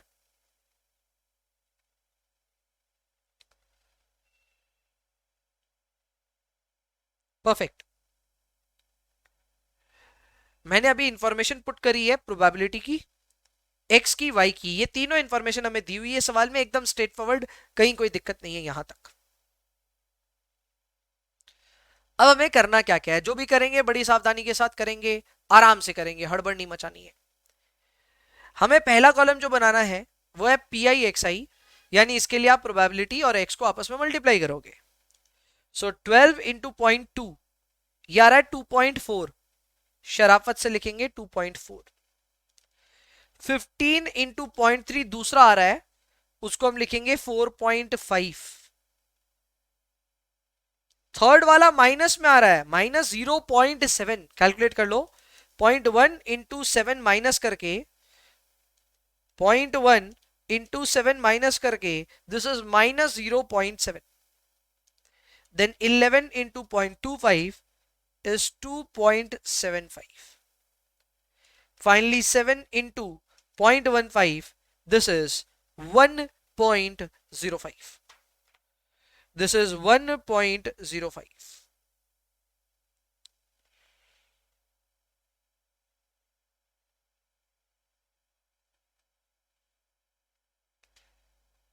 यहां पे x मीन आ रहा होगा, x mean will be in the next column.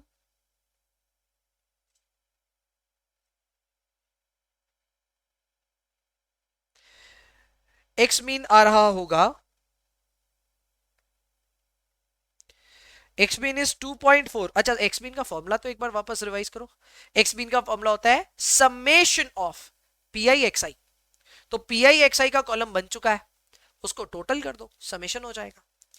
So 2.4 plus 4.5 minus 0.7 plus 2.75 plus 1.05. This is 10. मस्त वैल्यू आया 10.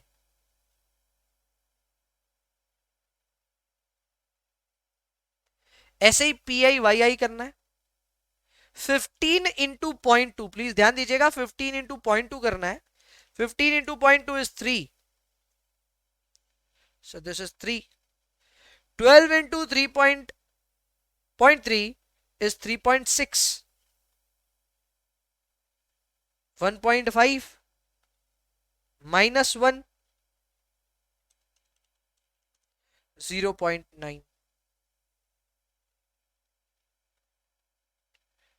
ये आएगा y mean 3 plus 3.6 plus 1.5 minus 1 plus 0.9. ये आ रहा है 8. Good numbers. नेक्स्ट आ रहा है 8.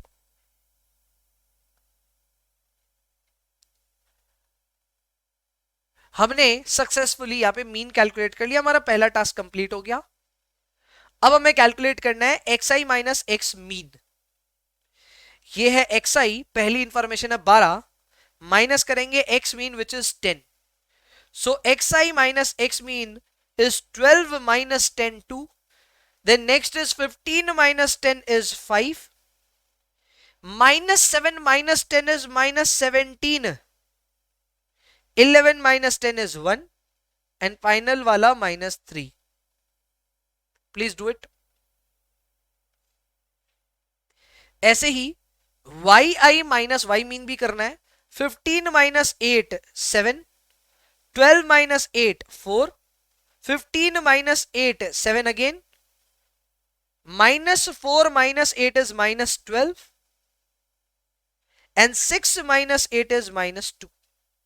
Please do the calculations. मैंने एक्स आई माइनस एक्स मीन और वाई आई माइनस वाई मीन दोनों कैलकुलेट कर लिए. अब क्या करना है भैया, ध्यान दीजिएगा.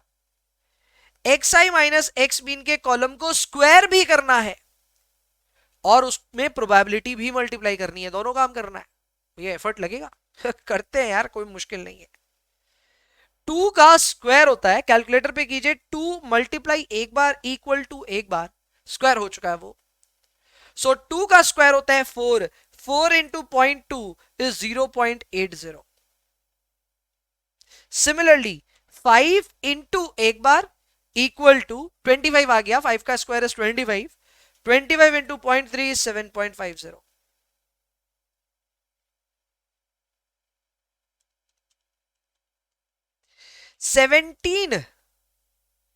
सेवनटीन माइनस लिखो या प्लस लिखो, वो माइनस से प्लस हो ही जाएगा.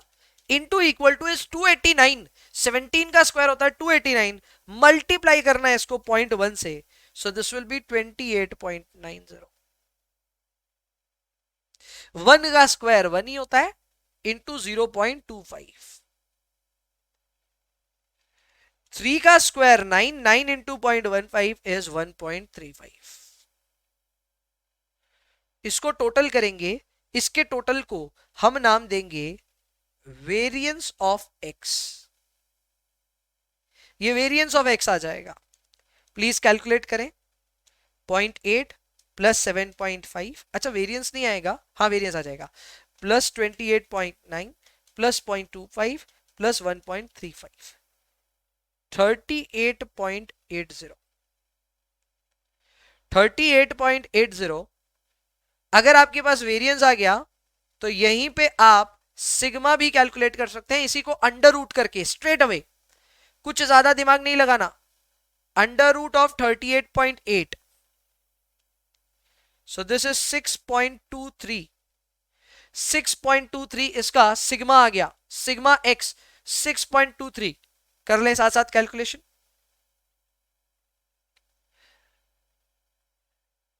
सिमिलरली वाई आई माइनस वाई मीन का स्क्वायर करके प्रोबेबिलिटी से मल्टीप्लाई करना है. ध्यान दीजिएगा.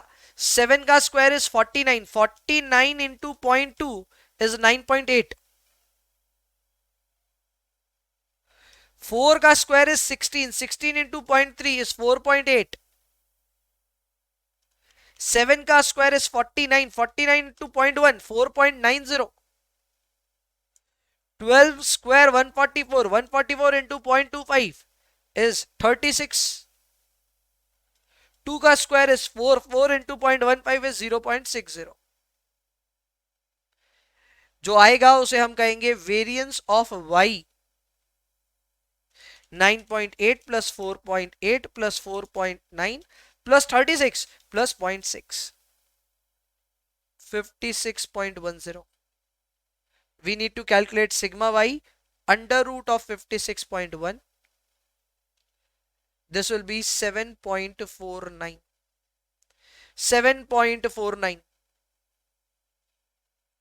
सिग्मा आ चुका है.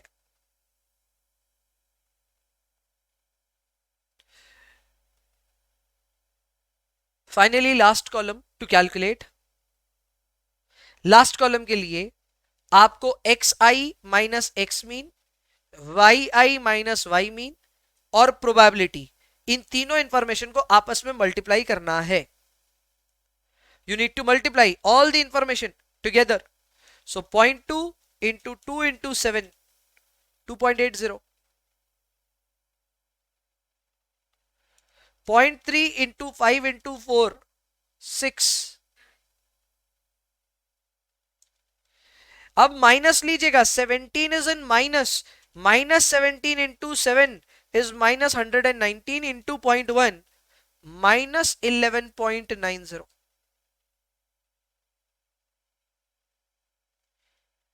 Next up is 1 into 12 minus में, so minus 12 into 0.25, minus 3.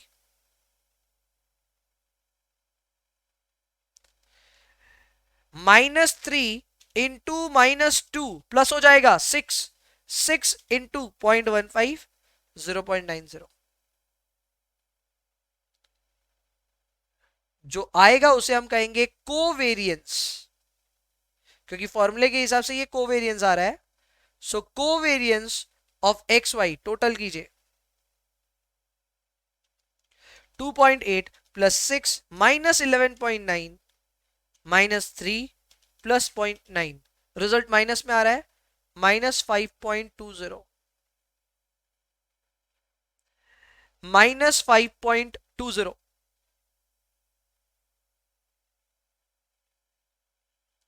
Minus 5.20. अपना काम हो गया. यहां पे अपने को कोरिलेशन निकालना है, यहीं पे कैलकुलेट कर लेंगे.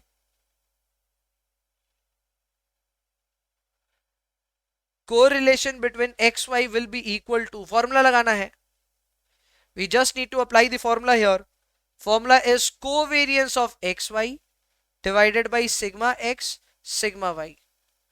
कोवेरियंस है माइनस 5.20, सिग्मा एक्स है 6.23 एंड 7.49 सिग्मा वाई है.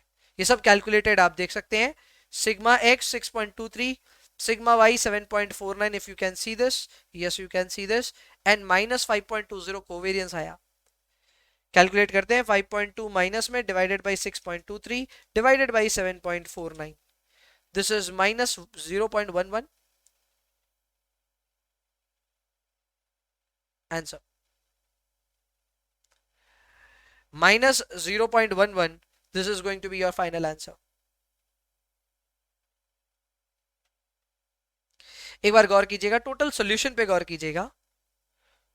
टोटल सॉल्यूशन इतना सही है, मतलब इसमें हमें आधा पन्ना भी नहीं लगा. अगर आप देखोगे पूरे सॉल्यूशन को, स्पेस ज्यादा नहीं लगी. ये क्वेश्चन 6 नंबर के लिए आ सकते हैं, 6 नंबर के लिए, और आ भी सकते हैं. आप बोले भैया पहला सवाल करा रहे हो, एग्जाम में आ सकता है. एकदम आ सकता है एग्जाम में. ये सब क्वेश्चन आए हुए हैं 6 मार्क्स के लिए. जरूर there's a good amount of effort that goes into this, but then 6 marks going to be extremely scoring section. और इसको बहुत अच्छे से प्रैक्टिस करने के लिए बहुत सारे क्वेश्चंस डाले हो, आप घबराइए मत. there's a lot of practice that we need to do. बहुत कम स्पेस में ये कंप्लीट होते हैं सवाल, सो उसकी कोई चिंता नहीं है.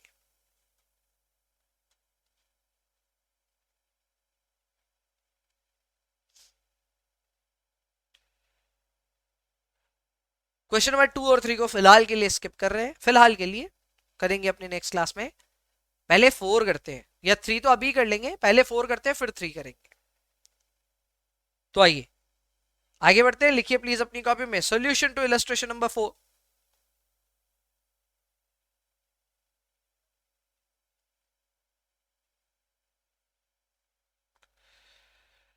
Solution to illustration number 4। Am I not audible? नहीं, ऑडिबल हूं मैं।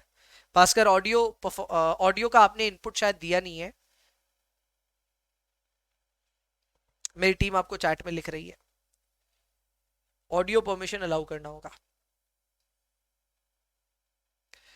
सॉल्यूशन टू इलस्ट्रेशन नंबर 4, सवाल पढ़ते हैं, पहले आ जाइए सवाल देख लेते हैं। ये रहा क्वेश्चन नंबर 4 हमारे सामने, छोटा सा सवाल है, कुछ खास इसमें है नहीं। We have been given distribution of return, यानी कि कुछ डेटा आपको दिया हुआ है दो सिक्योरिटी के लिए। एक सिक्योरिटी है पी, दूसरी है क्यू। क्यू मार्केट का पोर्टफोलियो है। व्हाट इज मार्केट का पोर्टफोलियो? मार्केट पोर्टफोलियो मतलब एक बार के लिए आप मान लीजिए कि ये निफ्टी की इंफॉर्मेशन दी हुई है। निफ्टी क्या है भैया? निफ्टी होता है इंडेक्स। निफ्टी को देख करके ना पता चल जाता है स्टॉक मार्केट आज ऊपर है, नीचे है, लाल है, हरा है।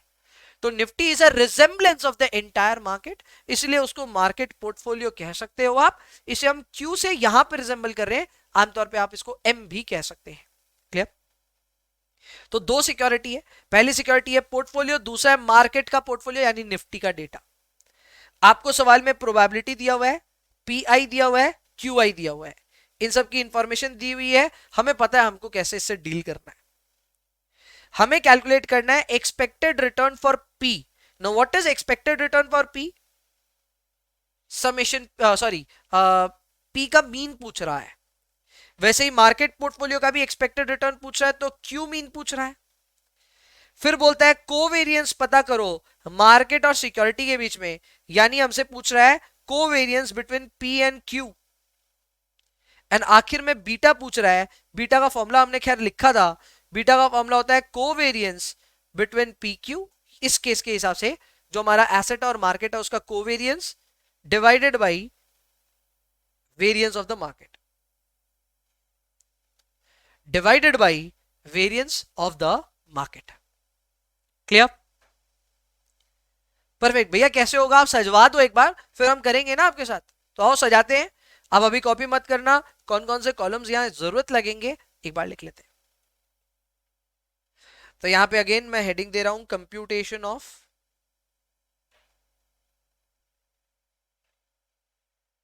देखो मीन की जगह मैं यहां नाम दे रहा हूं expected return.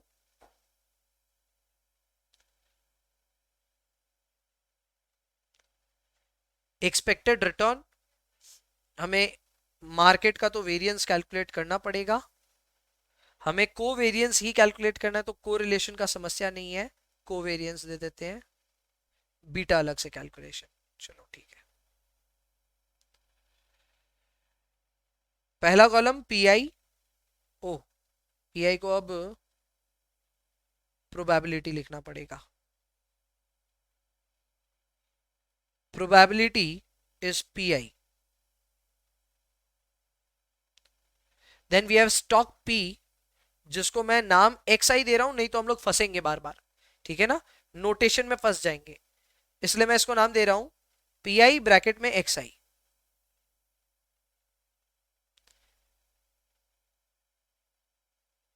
We have market का data which is q i, इसको क्यू आई स्ट्रेट अवे लिखूंगा।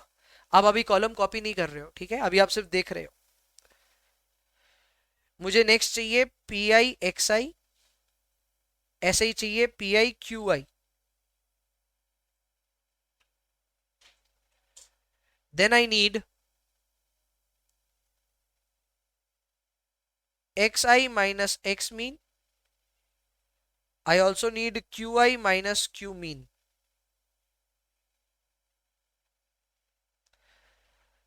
I need PI into QI minus Q mean whole square, and I need PI into XI minus X mean QI minus Q mean. अभी आपको शायद समझ में नहीं आ रहा है कि ये कैसे कॉलम्स मैं तय कर पा रहा हूं. It will take some time, लेकिन आपको ये सब कुछ समझ में आ जाएगा. आप फिलहाल कॉपी करें. 2-3 क्लास बाद में आप ये सारे कॉलम खुद से बना पाएंगे, कौन कौन से कॉलम की आपको जरूरत पड़ेगी.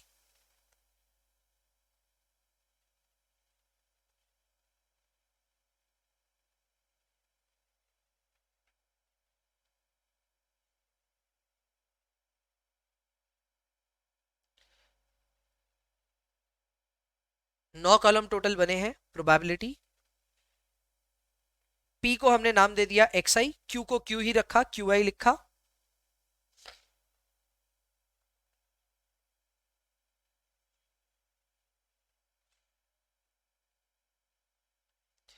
चलिए डेटा लिखता हूं. प्रोबेबिलिटी 0.3, 0.4, 0.3,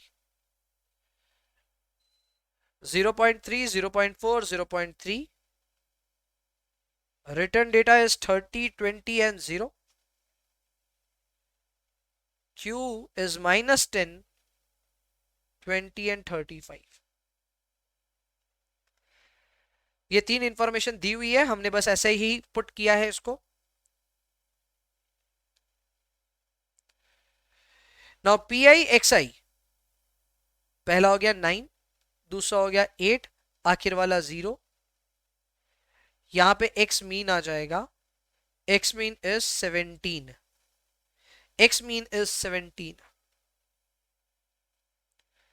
PI QI का मतलब क्या हुआ? 0.3 और -10 को आपस में मल्टीप्लाई करना है. So this will be -3. Then this will be 3.20. And final one will be 10.5 आना चाहिए. 10.5. तो Y मीन आ रहा है. And this Y mean is 10.7. 10.7 is Y mean.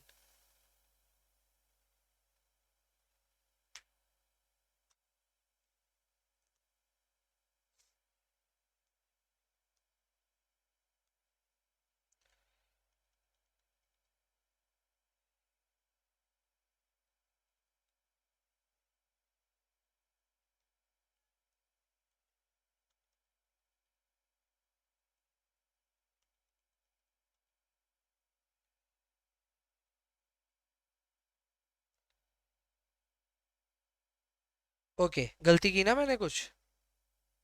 Okay okay okay. ये वाली जो वैल्यू है ये 20 इंटू 0.4 8 होगी. करेक्ट. चलो माई मिस्टेक, मैंने 8 से मल्टीप्लाई कर दिया, ये वाली वैल्यू देख ली थी गलती से. ठीक है, दिस विल बी 8. ये वैल्यू बदलेगी फिर.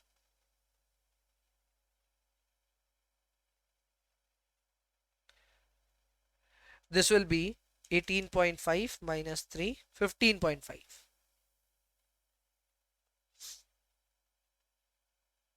Perfect. XI minus X mean करना है. इसके लिए क्या करना होगा? ये है मेरा XI और मेरा X मीन है 17. सो 30 minus 17 is 13. 20 minus 17 is 7. And final one will be 0 minus 17 will be minus 17. Clear? 13, 3 minus 17. इसी तरह Q का करना है. -10 minus 15.5 is minus 25.5. 20 minus 15.5 is 4.5 I believe. And आखिर वाला 35 minus 15.5 19.5 आना चाहिए. परफेक्ट. अब ध्यान दीजिएगा, जो आपका QI माइनस QMean आया उसको स्क्वायर भी करना है और प्रोबेबिलिटी से भी मल्टीप्लाई करना है. सो 25.5 का स्क्वायर 650.25, इसका प्रोबेबिलिटी से मल्टीप्लीकेशन 0.3 करके. सो this will B 195.08. Round of किया. नेक्स्ट अप इज 4.5 का स्क्वायर 20.25 इंटू 0.4 इज 8.10. फाइनली 19.5 का square 380.25 into 0.3. This will B 114 0.08 again, चलो इसको राउंड ऑफ 7 कर देते हैं, ऊपर वाले को ऊपर की तरफ राउंड ऑफ किया, इसको नीचे कर दिया. So what are we getting here? We are getting variance of the market here. Variance of the market. What is variance of the market? 195.08 plus 8.1 plus 114.07. So variance of the market is 317.25. ये variance of the market is nothing but sigma m square, correct? या फिर q square बोल सकते हो आप इसको, क्योंकि यहां पे हम इसको नोटेशन q से दे रहे हैं. सो सिग्मा q का स्क्वायर. अब हमें क्या करना है? हमें xi माइनस एक्स मीन की इंफॉर्मेशन लेनी है, हमें qi माइनस क्यू मीन की इंफॉर्मेशन लेनी है और प्रोबेबिलिटी से मल्टीप्लाई करना है. सो 13 इंटू 25.5, लेकिन ये माइनस में है, रिजल्ट आएगा minus 331.5 into 0.3 minus 99.45. Next is 3 into 4.5 into 0.4 5.40. आखिर वाला भी माइनस में आएगा, 17 माइनस इंटू 19.5, रिजल्ट आ रहा है माइनस 331.5, सेम रिजल्ट आया, इंटू 0.3 माइनस 99.45. बढ़िया, रिजल्ट सेम आ रहे हैं.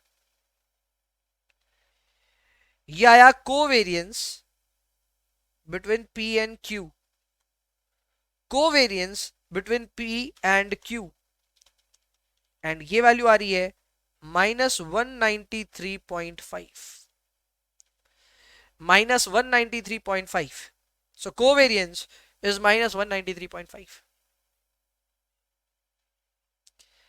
अपने को सवाल में क्या क्या पूछा है? अपने को सवाल में पूछा है सबसे पहले तो एक्सपेक्टेड रिटर्न, जो कि हम कैलकुलेट कर चुके हैं. लिख देते हैं सारे आंसर्स वापस. Answers: expected return of P is 17%. Expected return of Q is 15.5%. Covariance between P and Q is minus 193.50. Answers match करते हुए जाएंगे, ठीक है ना? And finally we need beta. Beta is covariance of PQ divided by Q का variance. एक बार formula check कीजिएगा. Formula होता है covariance of the asset with the market divided by variance of the market, variance of the market. तो ये आ रहा है माइनस 193.50 डिवाइडेड बाय 317.25, जो कि हमने कैलकुलेट किया हुआ है. वेरियंस ऐसे का ऐसे कैलकुलेट किया हुआ है, so we can use that. So ये आ रहा है माइनस 0.61 कर सकते हैं, और अगर पूरा दिखाना चाहें तो 0.699. अप्रोक्सीमेटली इक्वल टू 0.61 माइनस में. There you go, minus 0.61.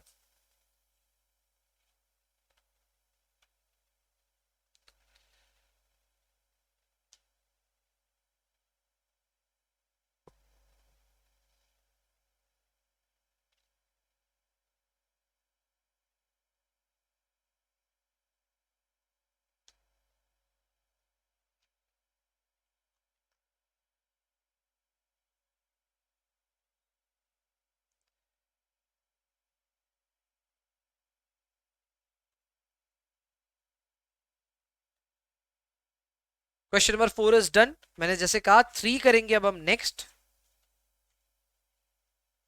3 will be the last question for the day and question number 5 will go as your homework. So question number 3 की शुरुआत करते हैं. देख लेता हूं मैं, स्पेस बहुत चाहिए उसके लिए, लंबाई में कम से कम, क्योंकि 10 डेटा सेट है, हो जाएगा इतने में. आइए जी, लिखिए solution to illustration number 3. Solution to illustration number 3. सवाल पढ़ लेते हैं पहले.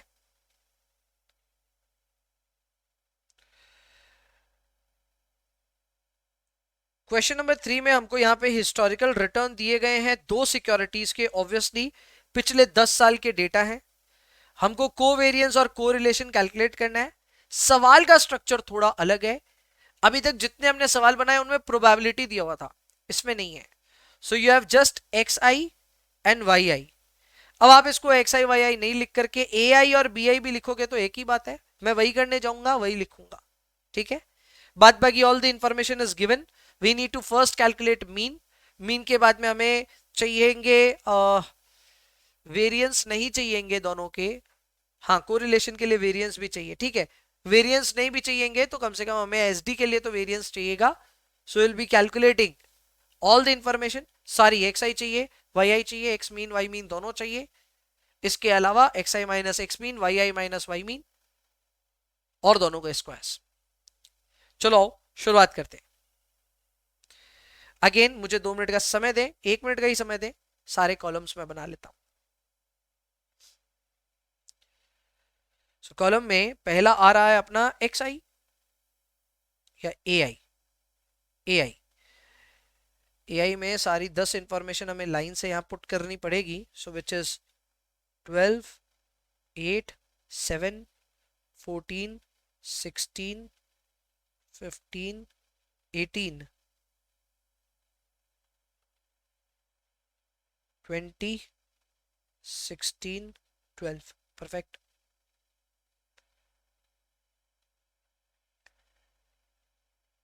Then we need another column which is bi. Then need we column ai minus a mean, bi minus b mean,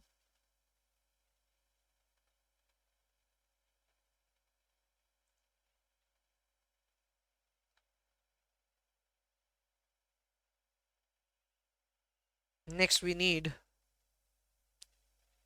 ai minus a mean whole square, bi minus b mean whole square,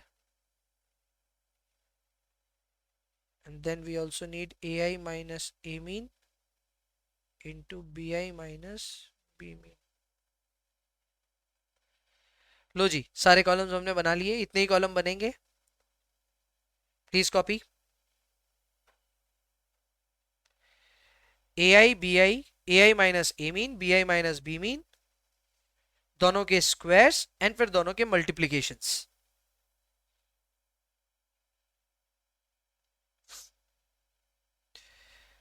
B I की भी value लिख लेता हूं, 20, 22, 24, 18, 15, 20, 24, 25, 24, final one is 18.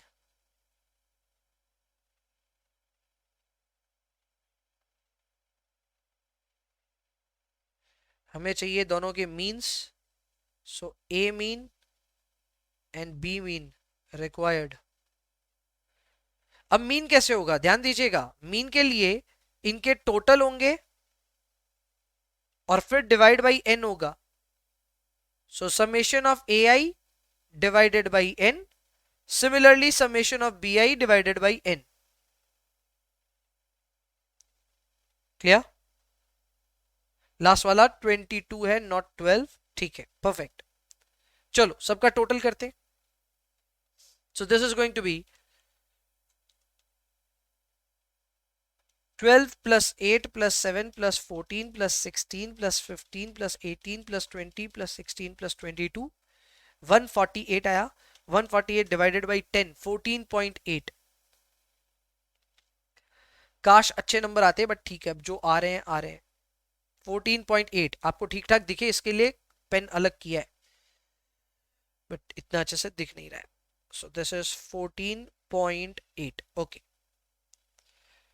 ऐसे ही हमें b का mean चाहिए, 20 plus 22 plus 24 plus 18 plus 15 plus 20 plus 24 plus 25 plus 24 plus 18 divided by 10। This is 210 divided by 10, 21।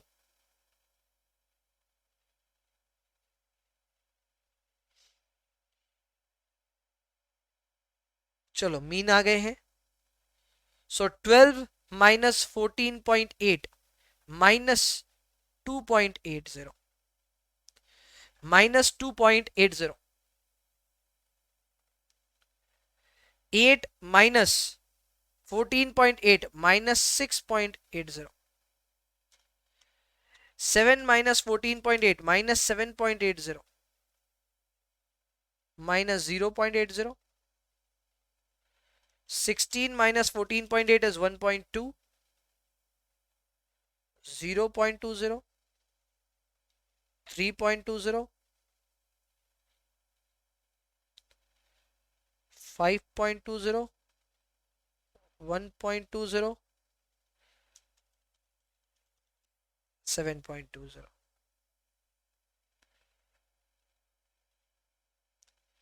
इन्हीं को स्क्वायर करके लिखना है 2.8 का स्क्वायर 7.84 6.8 का स्क्वायर 46.24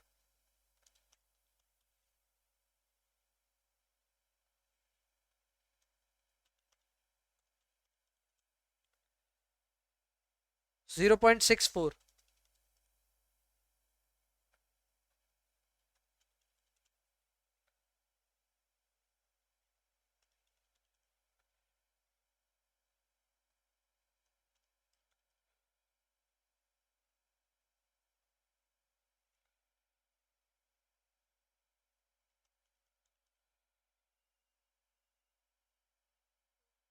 परफेक्ट स्क्वायर करके लिख लिया अब बी में से बी मीन माइनस करना है यानी सब में से 21 माइनस करना है minus 1 1 3 minus 3 minus 6 minus 1 3 4 3 minus 3 squares 1 1 9 9 36 1 9 16 9 9 b आई माइनस बी मीन आज की इंफॉर्मेशन हमें इन दोनों के टोटल तो चाहिएंगे because these are variances so this is variance of A this is variance of B actually variance भी नहीं आएगा वी नीड टोटल्स फिर वेरियंस आएंगे पहले टोटल करो फिर वेरियंस करेंगे 7.84 plus 46.24 plus 60.84 and so on चलो जोड़ो जोड़ो जोड़ो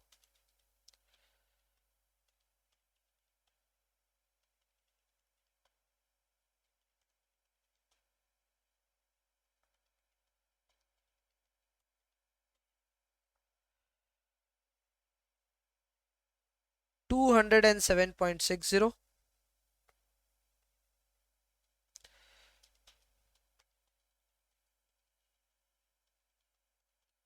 100 perfect now this will be 2.80 6 minus 6.80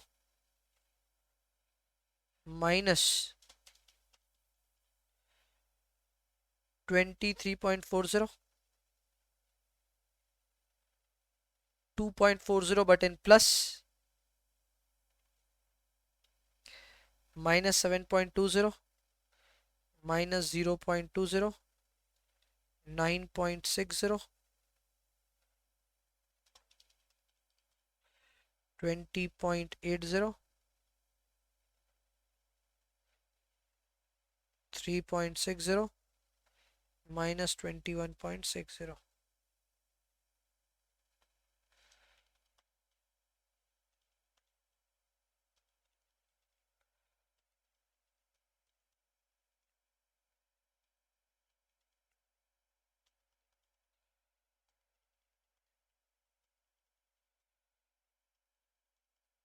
minus 20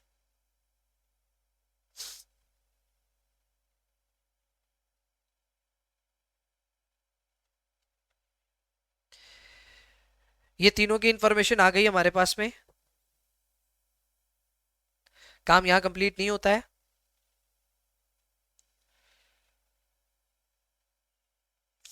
हमें जो जो कैलकुलेट करना है एक बार उन सबको कैलकुलेट करना पड़ेगा।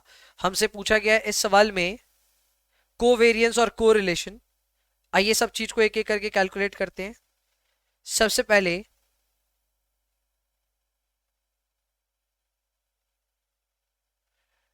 Variance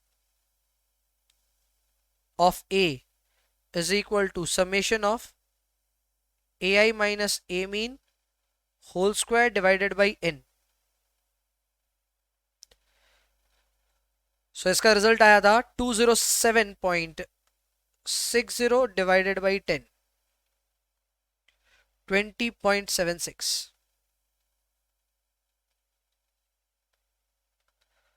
also S D of A जिसे हम लिख रहे हैं sigma A, this will be under root of 20.76, this will be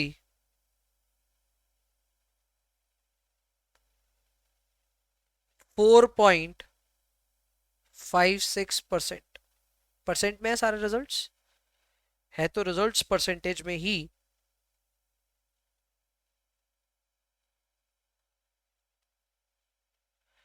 four 4.56%।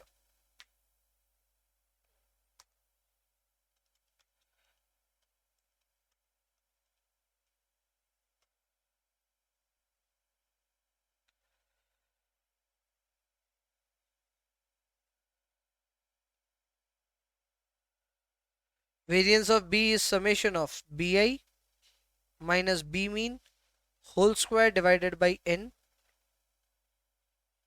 100 by 10, 10.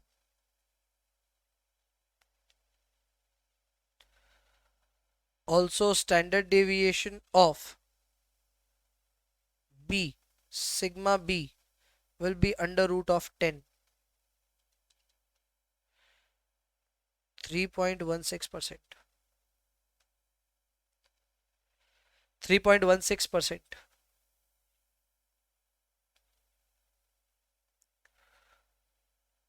Covariance of AB will be summation of AI minus A mean, BI minus B mean whole divided by N।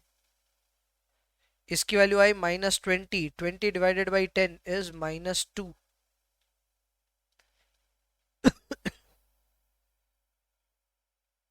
and correlationship between AB is covariance of AB divided by sigma A sigma B। फॉर्मूले अभी याद नहीं हुए होंगे, मैं भी कोई अपनी तरफ से उम्मीद नहीं रख रहा हूं कि आपको फॉर्मूले याद हो गए होंगे। धीरे धीरे याद होंगे एंड धीरे धीरे ही हम इसको प्रैक्टिस में ला पाएंगे। अभी के लिए फॉर्मूला याद नहीं, कोई बात नहीं, देखो फॉर्मूला, फील करो कि हाँ ये फॉर्मूला याद नहीं था, बस आगे बढ़ो, उसके लिए अफसोस करने की जरूरत नहीं है।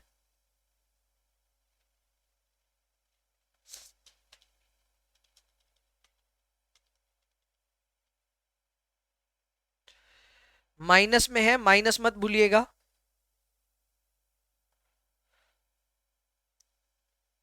-0.1388,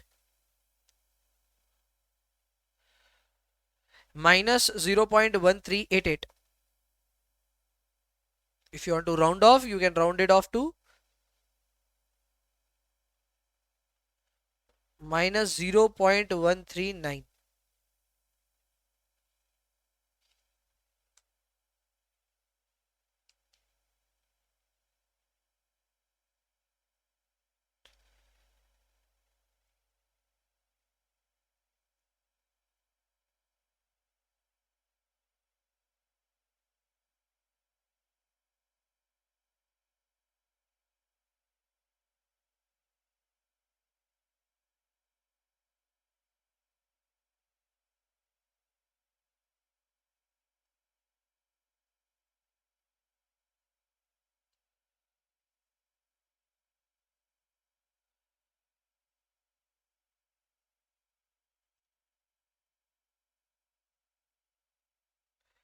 Okay, so that was it for the class and also for this sum। आपका होमवर्क रहेगा question number 5 with a trick. एक हल्का सा ट्रिक है उधर।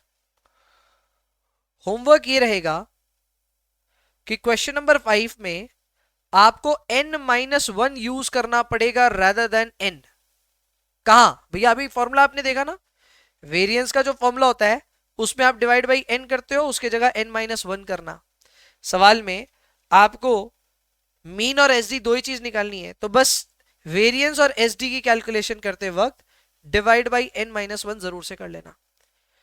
बस ये करने से आपका एसडी और वेरिएंस का रिजल्ट एकदम बराबर आएगा, कोई दिक्कत नहीं आएगी। मीन में n-1 मत करना, सिर्फ एसडी और वेरिएंस के टाइम पे ही करना। क्लियर है? बस इतना सा ख्याल रखिए। Question number 5 next day discuss करेंगे, आते ही क्लास में सबसे पहले होमवर्क डिस्कस कर लेंगे and then we will proceed on to more practice, more questions on portfolio management. I hope आपको ये पहली क्लास पोर्टफोलियो की बहुत बढ़िया लगी होगी। हमने एक बेसिक आज की क्लास में सेट की है जिसमें हम लोगों ने स्टैटिस्टिक्स के कई सारे बेसिक सीखे हैं। हमने मीन, वेरिएंस, एसडी, कोवेरिएंस, कोरिलेशनशिप, सब कुछ के बारे में थोड़ा थोड़ा सीखा है। अभी बहुत सारी प्रैक्टिस करके अपने स्टैटिस्टिक्स को हम दुरुस्त करेंगे एंड जितने क्वेश्चंस आप यहां पे देख रहे हो ऑब्वियसली सीएमए इंस्टीट्यूट की मैट के क्वेश्चंस भी हैं, at the same time exam में ये सब भी आते हैं।